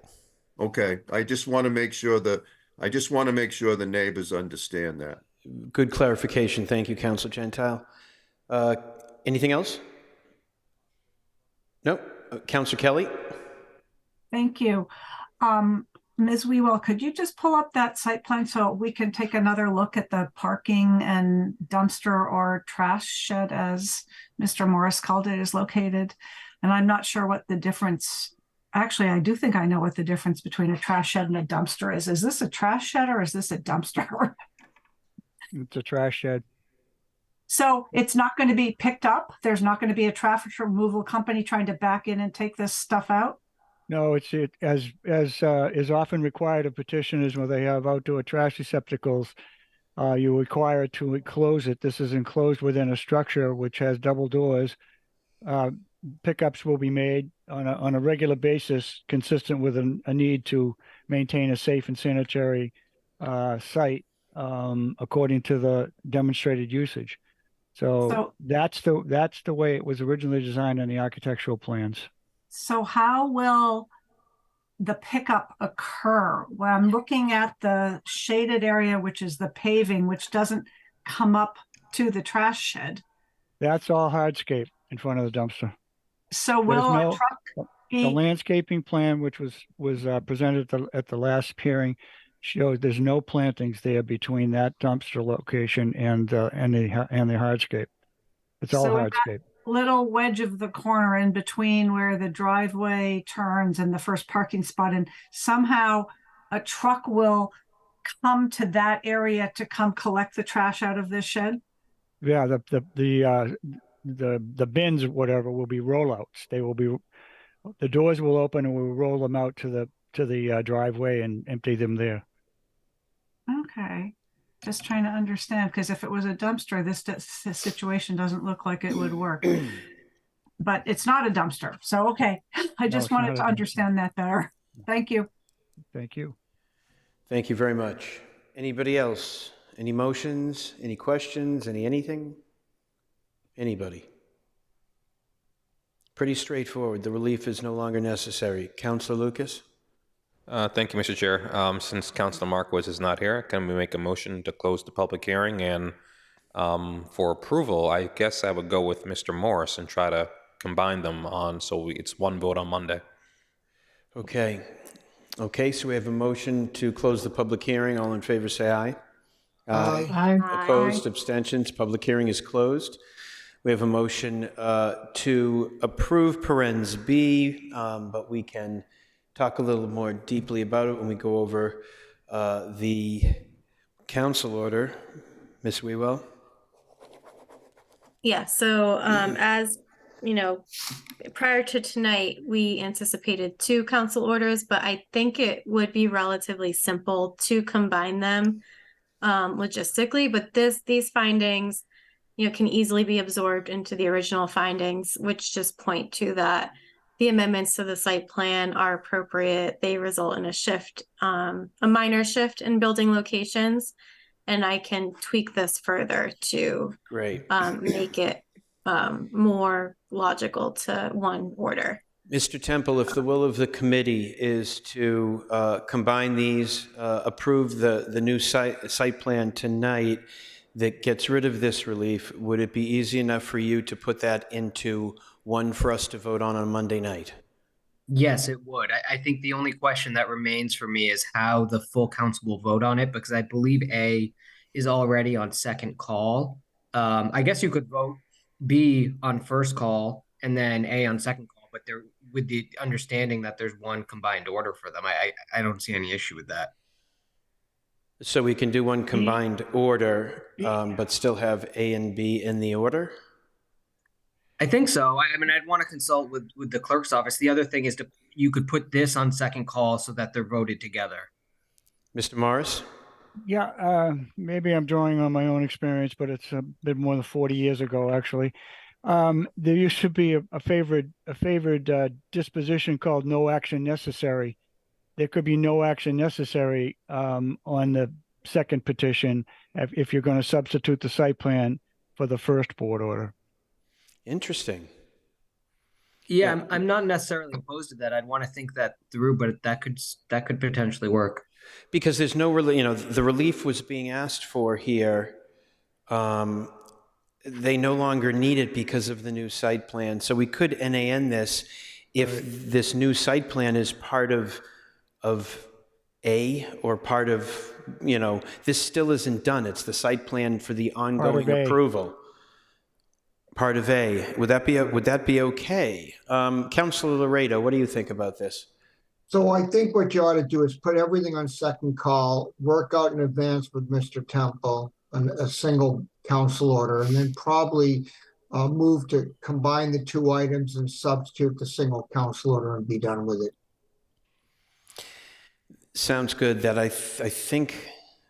I think it accomplishes what Attorney Morris and you were saying. I think offline, Attorney Temple can figure out the best procedural way to do that, and then you can implement it as chair.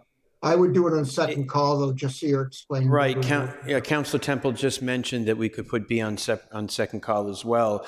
So then we would have Why don't we approve subject to second call this evening, Mr. Chair, and then on Monday night you can take care of the procedural stuff. So approve B subject to second call, put it on, and at that moment, Mr. Temple will tell me what to do. Yep. That's about right. I think that's good. That's good. I think that sounds good to me. Okay, good plan. All right. So Do we need to take a look? Did we just take a look at the count? We did. I'm just like, yeah. All right, call the roll, please. Counselor Bowman, Aye. Counselor Downs, Aye. Counselor Greenberg, Aye. Counselor Kelly, Aye. Counselor Laredo, Aye. Counselor Lipoff, Aye. Counselor Lucas, Aye. Counselor Markowitz. Motion passes. Thank you very much. And we'll do that subject to second call. All right, we have a bunch of items left that we need to deal with before the end of the year. I want a show of hands, and this is not to embarrass anybody, but I'm just curious, and I know we're all very busy. Raise your hand if you have fully read the planning memo on all of these next items. Raise your hand. The backup, the planning memo. Okay, so not everybody or anybody has read that memo, which I have to tell you is a really fantastic memo from Ms. Wewell, where she does an overview of all of these items and she puts them into groups. Because many of these items are very similar or have overlap enough that they should be taken together. And because everybody hasn't read that memo, what I'd love to do tonight, if anybody wants to ask some questions about them, we're happy to take it. But we should NAN these as a group and bring them back after the first, and potentially not bring them back with 1, 2, 3, 4, 5, 6, 7, 8 or 9 of them, but bring them back maybe 2 or 3 that combined the issues as we continue to work on them. Ms. Wewell, would you like to add to this? Yeah, I do have a presentation if you'd like me to go through that. Please It just gives do. an overview. Okay. Please do. I won't take it personally about the memo, but hopefully this will bring everyone up to speed. There'll be many more memos to come. So this is an overview of the discussion items from this previous council term. Just to give an overview, when starting to look at all of the docket items, some themes emerged. So, in the memo, you'll see that they were grouped together. Group 1 related to NewGov items. Group 2 kind of fell into this process, special permit wise. Group 3 related to ongoing construction. And group 4 was just a specific special permit. So where do we go from here? I think like the chairman said, since we are at the end of council term, the items will be disposed of, so NAN. And any items that need further work can be docketed next term, and I'm happy to take some questions on those things to start looking into or thinking about for when or if these come back. So starting with group 1, these are the NewGov items. There was a joint update from planning and inspectional services in the September 22nd Friday packet. Kind of goes into more detail, but overall, we're in year 2 of this software. We're constantly making tweaks to the software with everyone in mind. We're getting feedback from all users, finding out what's not working and making those tweaks. I think we're really, happy with the direction of the software, and it's streamlined a lot of things, and we will continue to work with the council on that. So next, group 2, the special permit process. Mr. Chair, can we just take these in order rather than going through all 4, if that's okay with you? Take them in order? Oh. Meaning, can we just have a discussion on this group 1 quickly and then go to group 2 and then group 3? And yeah, group sure. Yeah, let's pause, Ms. Wewell, at the end of each group. You can bring it back up on the screen. We need you to do that. Bring it up. And so it's in front of us, and here's the first group. And before we go to the next group, are you done with this group, Ms. Wewell? This is group 1. So if Councilor Laredo has a question on group 1. Right. So we're going to pause at the end of each group, and we'll take questions. Go ahead, Councilor Laredo. So I think Ms. Wewell is right. This is really a discussion item. I think these 2 items are similar. What I'd suggest is that we docket an item for discussion about this with the understanding that it be taken up probably at some point in the latter half of next year. Maybe along with an evening or partial evening devoted to process issues like we did this year. And a single item just asking for a discussion about it would be good. Right. And if it's short, if there's not much to report and everything's running smoothly, then it's a very quick item and it goes away. But I do think it's a good idea to have in our agenda. Absolutely. So, Ms. Wewell, if you could take these two, and I don't know if you're allowed to do it or we have to do it to create one item from these two. The clerk can. I think the clerk can work on that with planning to look at these two, bring it into one, to condense it, and we'll redocket that after the first. Mr. Chair, I think the way you can do that is just like the other committees docket items, the Land Use Committee can docket this item early in the new term. Yep, that's what we'll do. And if Ms. Wewell could just, I think hopefully from this you get the sense of what at least I'm looking for, and it's just docketed, it's on there, and leadership of this committee can decide how to deal with it and when. Right. Okay, thank you. Group 2. Okay, so group 2, I think I have multiple slides, so I will. So group 2 is items relative to the special permit process. 35-22 had some overlap with NewGov because it, raises the question of compliance with special permit council orders and ways these processes can be improved. So Elisa, the deputy chief planner, she has been working the last few months, or pretty much since she started, on a system of post-occupancy conditions. So that is a record type in NewGov that will be sort of generated or attached when a probably more complex special permit is approved or any ongoing conditions are attached to that. So again, we're in year 2. We haven't had many projects with these types of conditions come through to test out that feature. So Councilor Laredo. Can I just make a suggestion here, Mr. Chair, that when Ms. Wewell puts together her docket item for the first 2 things we just discussed, she can add something to the effect of including but not limited to the system for tracking post-occupancy conditions. So you want to take this first one from group 2 and put it into group 1? Right, because from what I'm hearing from what Ms. Wewell just said, the tracking system for post-occupancy conditions really is very similar to ensuring compliance is part of that process. So I think if you have it as a single discussion item, it's going to capture the intent of this item, which I was the lead docketer on. The more we can combine, the better out of all these to simplify what we're bringing forward. So I've got no problem with that. Continue, Ms. Wewell. Yeah, and just to rephrase, so this one, the issue was compliance. Our solution is NewGov, so that bumped it into the NewGov category. I understand. So this is the standard conditions docket item.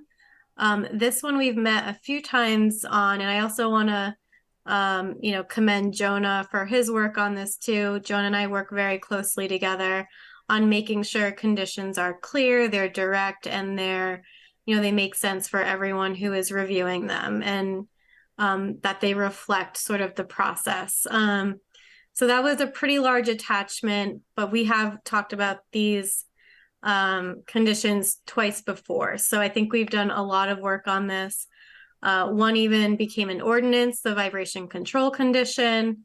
And it's intended to be a menu of conditions that are pulled or chosen when a planner is creating a council order.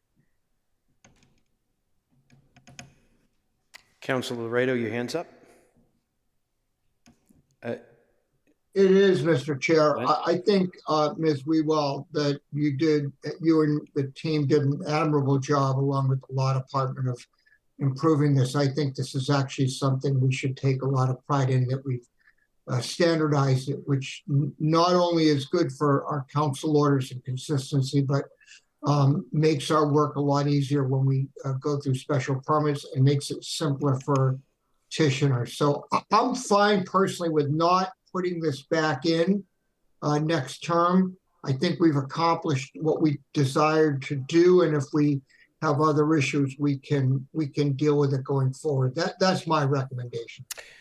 Okay, Ms. Wewell, we're going to, at the end, any and all of these, please take notes of which ones should go away and which ones should be combined, okay? Great, thanks. Yes, Want to continue? We'll do that. Yep.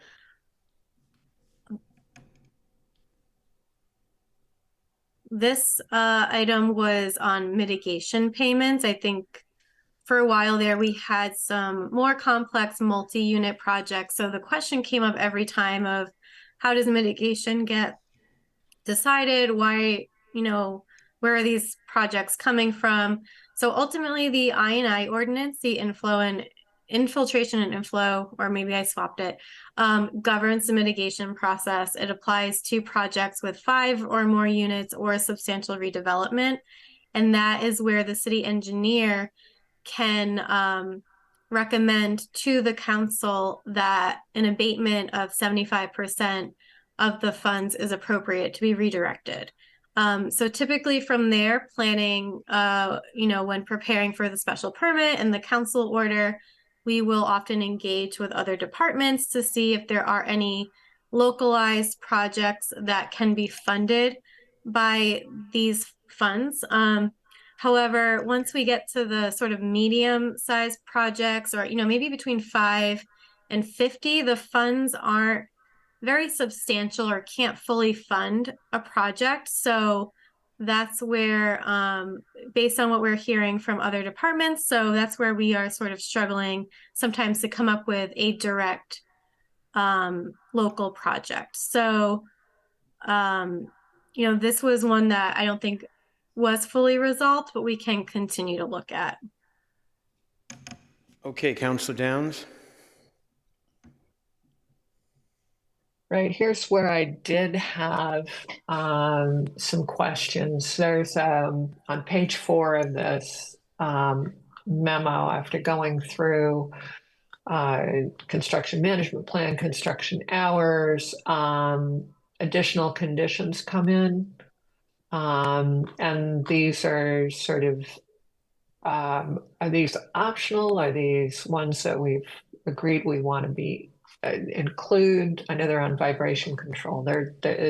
So that's where I got confused on this memo. If Ms. Wewell can help me on that. The rest of, I think this, I like how you group things. I like how you put things into and gave us an overview. But this one I didn't understand. So is this a question about the mitigation or all of those conditions?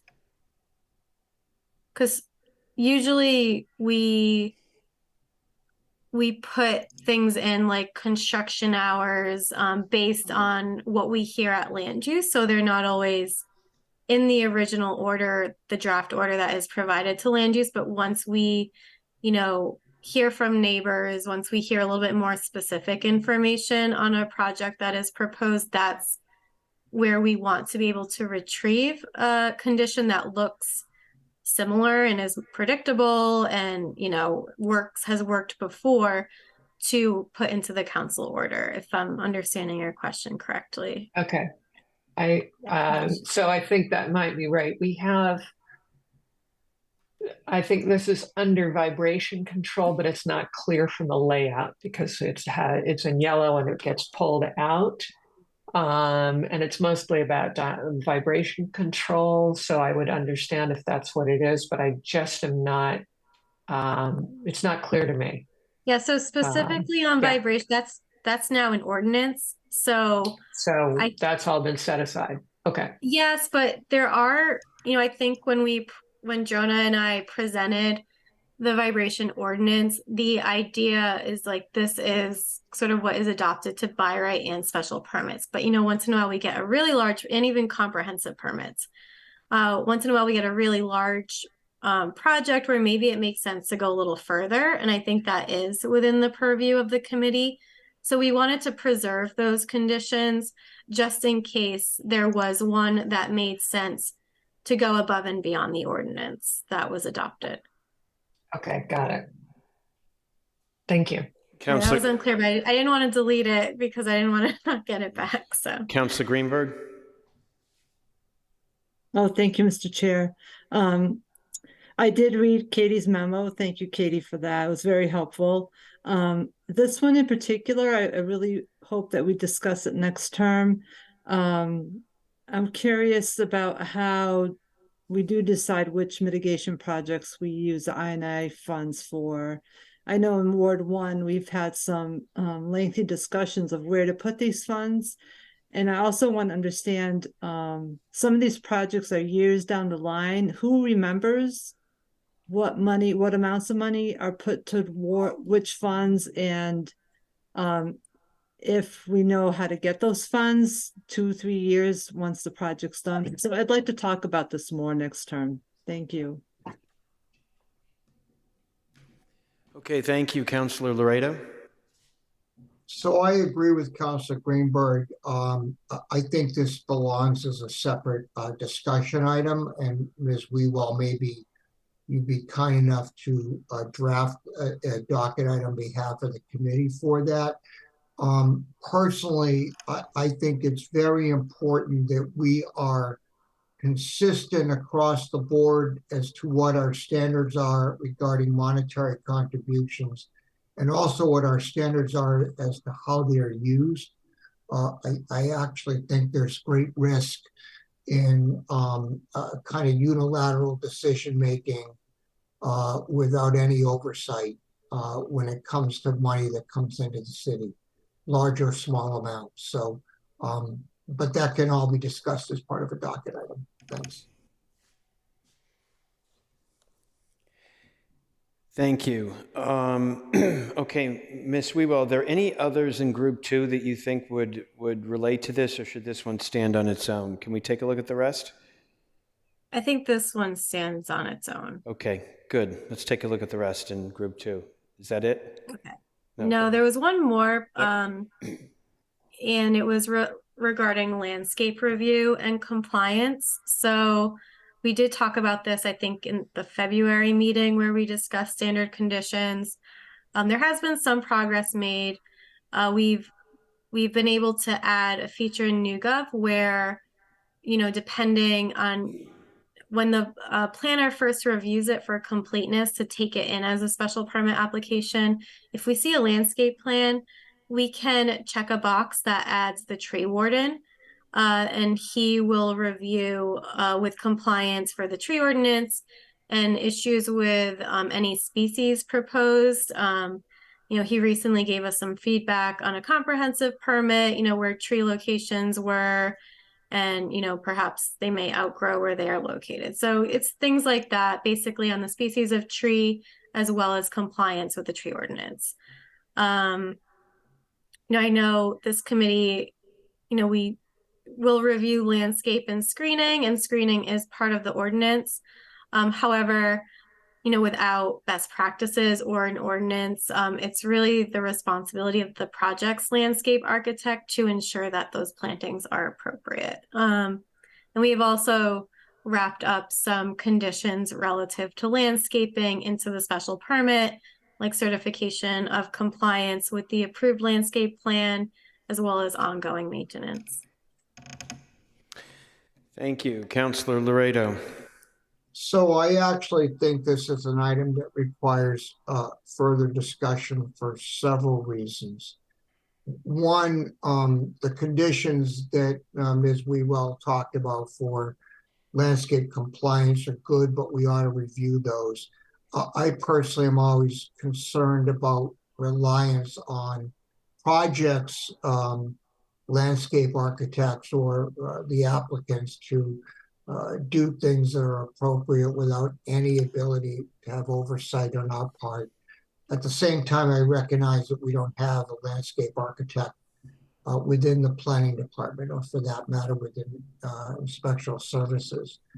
But maybe we have to have a better ordinance which talks about what plantings are appropriate or not. Not my area of expertise, but I think we could benefit from a discussion about that, because in the long run, I think investing some time in that up front will actually reduce the amount of time that we spend on individual orders, create more consistency for those coming for special permits, and actually might improve landscaping processes, in particular, as being especially sensitive to environmental concerns. So bottom line is, I would include this as a separate discussion item, a discussion docket item for next term, if that's something my colleagues agree with.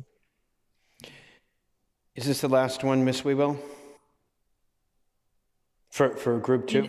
In group 2, yes. Great, okay. So this one doesn't seem to stand on its own. I understand why you were trying to group things the way you were, but I agree with Councilor Laredo that this is something that could stand on its own. It's the only one talking about landscaping. Can we go on to group 3? Yes. So this is regarding undergrounding utilities. You will see 2 conditions on this in the attachment. There are 2 conditions that were developed to address undergrounding utilities and poles and wiring. So the first condition governs lateral connections from the right-of-way to the structures. That is really the lesser of the 2 conditions, and from our understanding is a little bit easier to comply with if the property has control over the frontage. So this dictates, wires from the, I think, pole to the building. So this is intended to be applied to medium to large projects and as requested. The second condition is a bit more of onerous and a bit of a more higher threshold. So this requires, full undergrounding as well as poles along the frontage. I think this was included in the last discussion in February on this. We've talked to engineering, and they, as well as planning, have concerns with this type of condition or proposal, as experience has shown efforts to underground utilities as very difficult to coordinate with utility companies. It's time consuming, it's very costly. The costs and ability to underground also may vary depending upon utilities along the frontage and the length of the frontage. Okay, the update is actually 2 conditions. Would you say that this is a response and something that we could vote on this item, or is there need for more discussion? Because this really clarifies the 2 different kinds of undergrounding. And the second one is really for, we're talking about Northland, Riverside, much larger projects where you could potentially control the frontage as well. Councilor Laredo? I actually think we can end this without any further discussion or anything else. I think what we now have is a draft condition, at least on medium to larger size projects, that we can incorporate. And Ms. Wewell, am I correct? We have standard language now? Yes. Okay. So I think with that standard language, in any kind of medium to larger project, you can put that in as a placeholder in a draft council order, and then we can decide whether it's appropriate or not given a particular project, much like we do with some other standard conditions. Yep. I agree that the much larger projects, while I personally would love to see utilities undergrounded everywhere in the city for multiple reasons, I don't think we need to have further discussions about it. And frankly, if we do get a very large project in, I would expect that planning would at least put that out there as something to be discussed. to see if it's appropriate for that project. I mean, a good example might be if we had a large project in the center of the village center that required a special permit, and we're trying to create a certain atmosphere in a village center, then underground and utilities might be something that we have a strong preference for. But I'm comfortable with doing it that way, Mr. Chairman. It was my item. Yeah. My saying I'd vote for this now is the same thing, because we don't need to do that. You've created it. You can make it part of our processes, so there's no need to vote on it. And by way of saying we like this, it's approval of it, please take note to when we NAN, this doesn't have to come back up. Is everybody okay with that on the committee? Okay, good, because it's just Councilor Laredo and I talking about this, but I want to make sure everybody feels good about what we're saying. All right, thank you very much. Can we move on? Yes. Yes, let's see. This one, I wasn't quite sure what the intent was here. So I, did ask around and got some information from my colleagues on what, they believe what the intent was. So we think it could have been the vibration mitigation, the standardized construction management plan, and or how height is measured, and the, potential grade manipulation to offset, some of the dimensional controls of the ordinance. So the vibration control ordinance was adopted by the City Council, which will govern by right and special permit projects. Construction management plan, I believe Commissioner Lojek was intending to work on that. I think due to the transition and the new commissioner getting up to speed, and I don't think there's been a lot of work done on that, but staff can visit that in the future. Yeah, so we look forward to discussing this. I would just ask maybe there's more information in the docket. Ms. Wewell, these are the three councilors from Ward 8 who docketed this, and if I think back, I think it was a combination of one project that was blasting a lot, and it was going on forever, and the neighborhood, the street was losing their minds over it. I also think that, and I don't know if there's another one that's docketed here, maybe it's coming up, I forget. I don't have the memo in front of me, but also related to this is something that we must address by developers bringing the home out of the water table and building up the lot, raising the home above the others.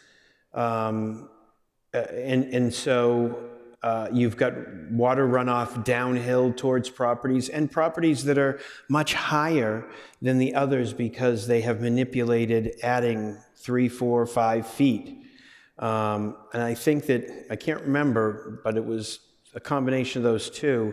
And I think that in front of zoning and planning, we have docketed items to deal with the grade issue. So I'm thinking out loud. This one was more about blasting and it going on so long, and the neighbors wanting some kind of deadline to these kinds of excavations. So that, and I think you could NAN this one and let it go as well, given the update that you've given us. Okay? All right. All right, let's move on. So then we are on group 4. So this governed a specific special permit or property. There was a desire to see TRIO survey results. We did get those results. I believe they've been shared with the committee when they came in. I don't think the survey questions answered many of these or in a direct manner.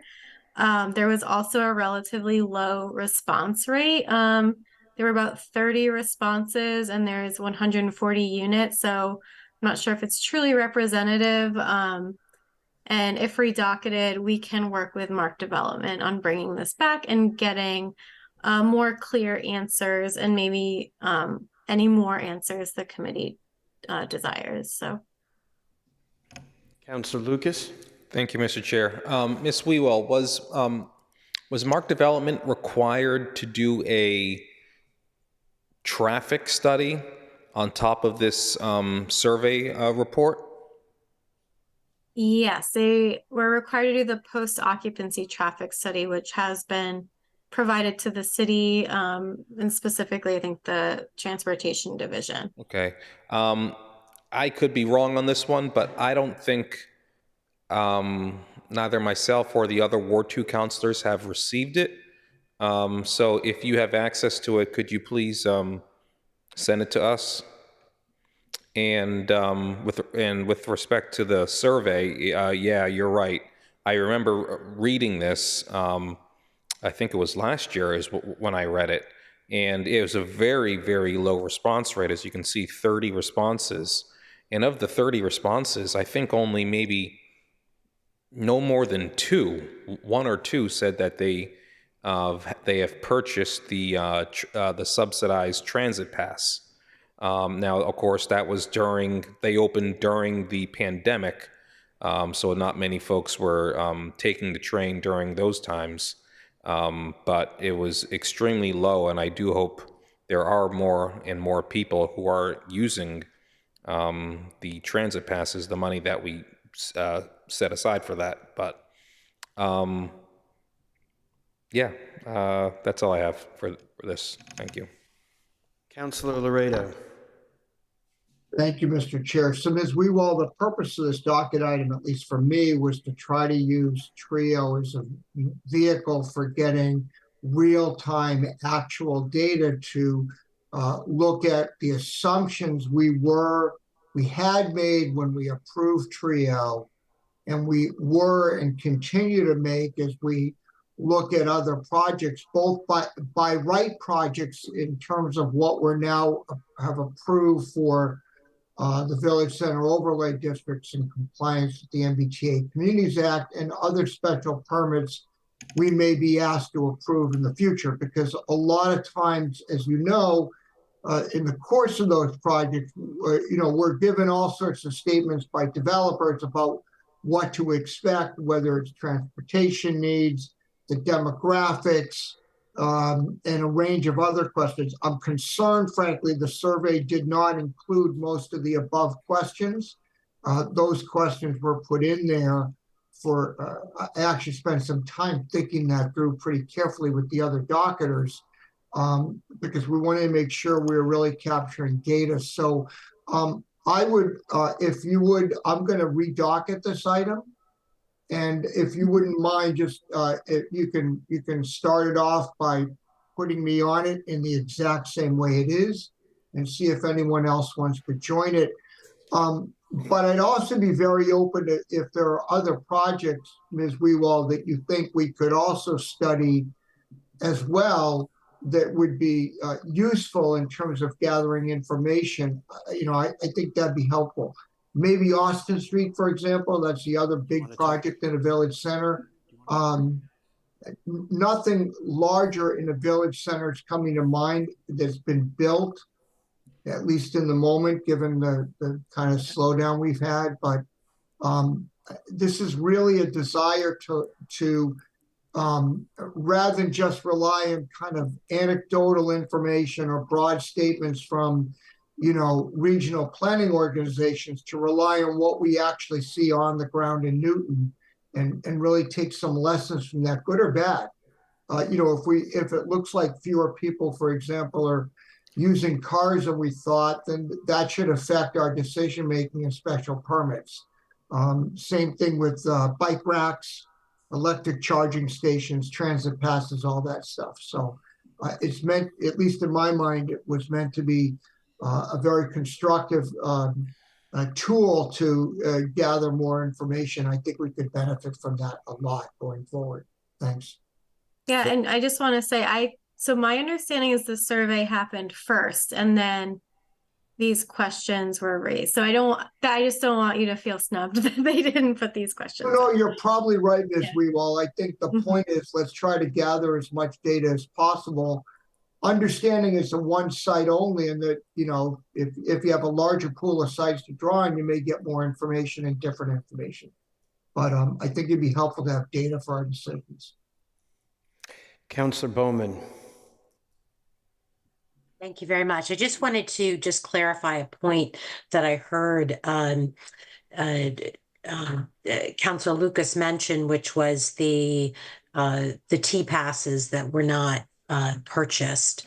I do remember, if I remember correctly, the developer came back at some point and noticed and mentioned that there were a number of T passes that weren't being utilized, and so there were extra funds, and we voted to reallocate those funds.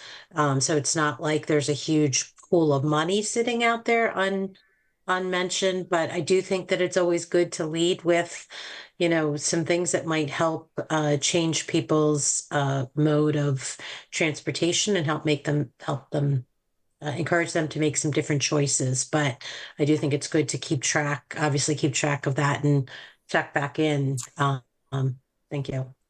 Yeah, I just want to say too, we did hear not many are taking the T, but we've also seen not many are driving and that their parking is underutilized. So it is perplexing and, a mystery of, what are they doing? How are they getting around? So I think it will be interesting to revisit and get more information on. Absolutely. The information we already have from Austin Street and Trio is they're using less than 1%, less than one space per unit. Councilor Lucas? Thanks. Real quick, Councilor Laredo asked if there are similar projects that we could monitor, and this project was approved before I joined the committee, but it's maybe 30 units in Waubun, behind the Waubun Market. I don't know the name of the street. But I don't know if those are, pardon? They're not all occupied yet. They're not occupied. Okay. Yet. All right. Well, I was thinking that would have been a good example, because it's probably a medium-sized project, probably a project that could be approved by right with the VCOD, I think.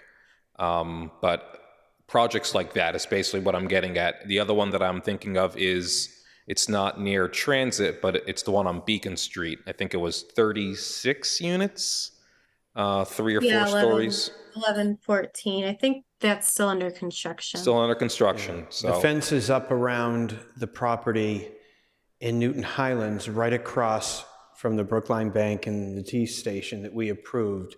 Small units. On Walnut. On Walnut, and the fence is up now. That's one that's going to be interesting to see. The car usage on that one being that one I remember it was less than one parking stall. Yes, I think. Yeah. Okay. Thank you, Councilor Kelly. Thanks. I just had a quick clarification follow-up after Councilor Bowman tried to address some of Councilor Lucas's questions, and maybe it was answered and I missed it. But on the transit passes from Trio, what changed later was the change was made to allow them to be given to employees and staff, not just residents, because the residents were underutilizing them. And I thought that was a really smart reallocation. If you think of who really needs them, if the residents don't know how they're getting around, don't think they're all biking. But that switch to allowing staff and employees in the building really made sense. And we will probably see more of that when we have mixed use developments like this. So just wanted to remind everybody of that. Thanks. Absolutely. Thank you very much. Is that the end, Ms. Webo? Yes, that concludes the end. The plan. I think we did some good organizational work there. I really like it. What I need to do now is read each one into the record, and then we can take them as a group NAN, and Ms. Wewell knows what she needs to do to bring the ones back that need to come back. 34-22, discussion with staff regarding the new permitting software. 496-22, request for discussion regarding OpenGov system. 35-22, discussion with city departments regarding internal processes for special permit council orders. 36-22, review and analysis with city departments regarding standard language and special permit council orders. 81-22, discussion with city departments regarding internal processes for special permit council orders. 7-23, request for discussion with city staff regarding the process for creating and enforcing landscape plans pertaining to special permits. 124-22, request to amendment for an amendment to section 7.3, special permit review of the zoning code. 321-22, request for discussion of complex excavation projects. 372-22, discussion with staff regarding TRIO's survey results. I will, Councilor Lucas, can you give me an NAN on all these? Motion to NAN. Okay, please call the roll. Counselor Bowman, Aye. Counselor Downs, Counselor Greenberg, Aye. Counselor Kelly, Aye. Counselor Laredo, Aye. Counselor Lipoff, Aye. Counselor Lucas, Aye. Counselor Markowitz. Motion passes. Excellent. That concludes our work. That is our last land use meeting of the year, of this term. It's been fantastic working with all of you. For the past 2 years, we've gotten a lot of great stuff done. Hopefully we represented this council well and our constituents. Everybody have a happy holiday. Thank you, Chair.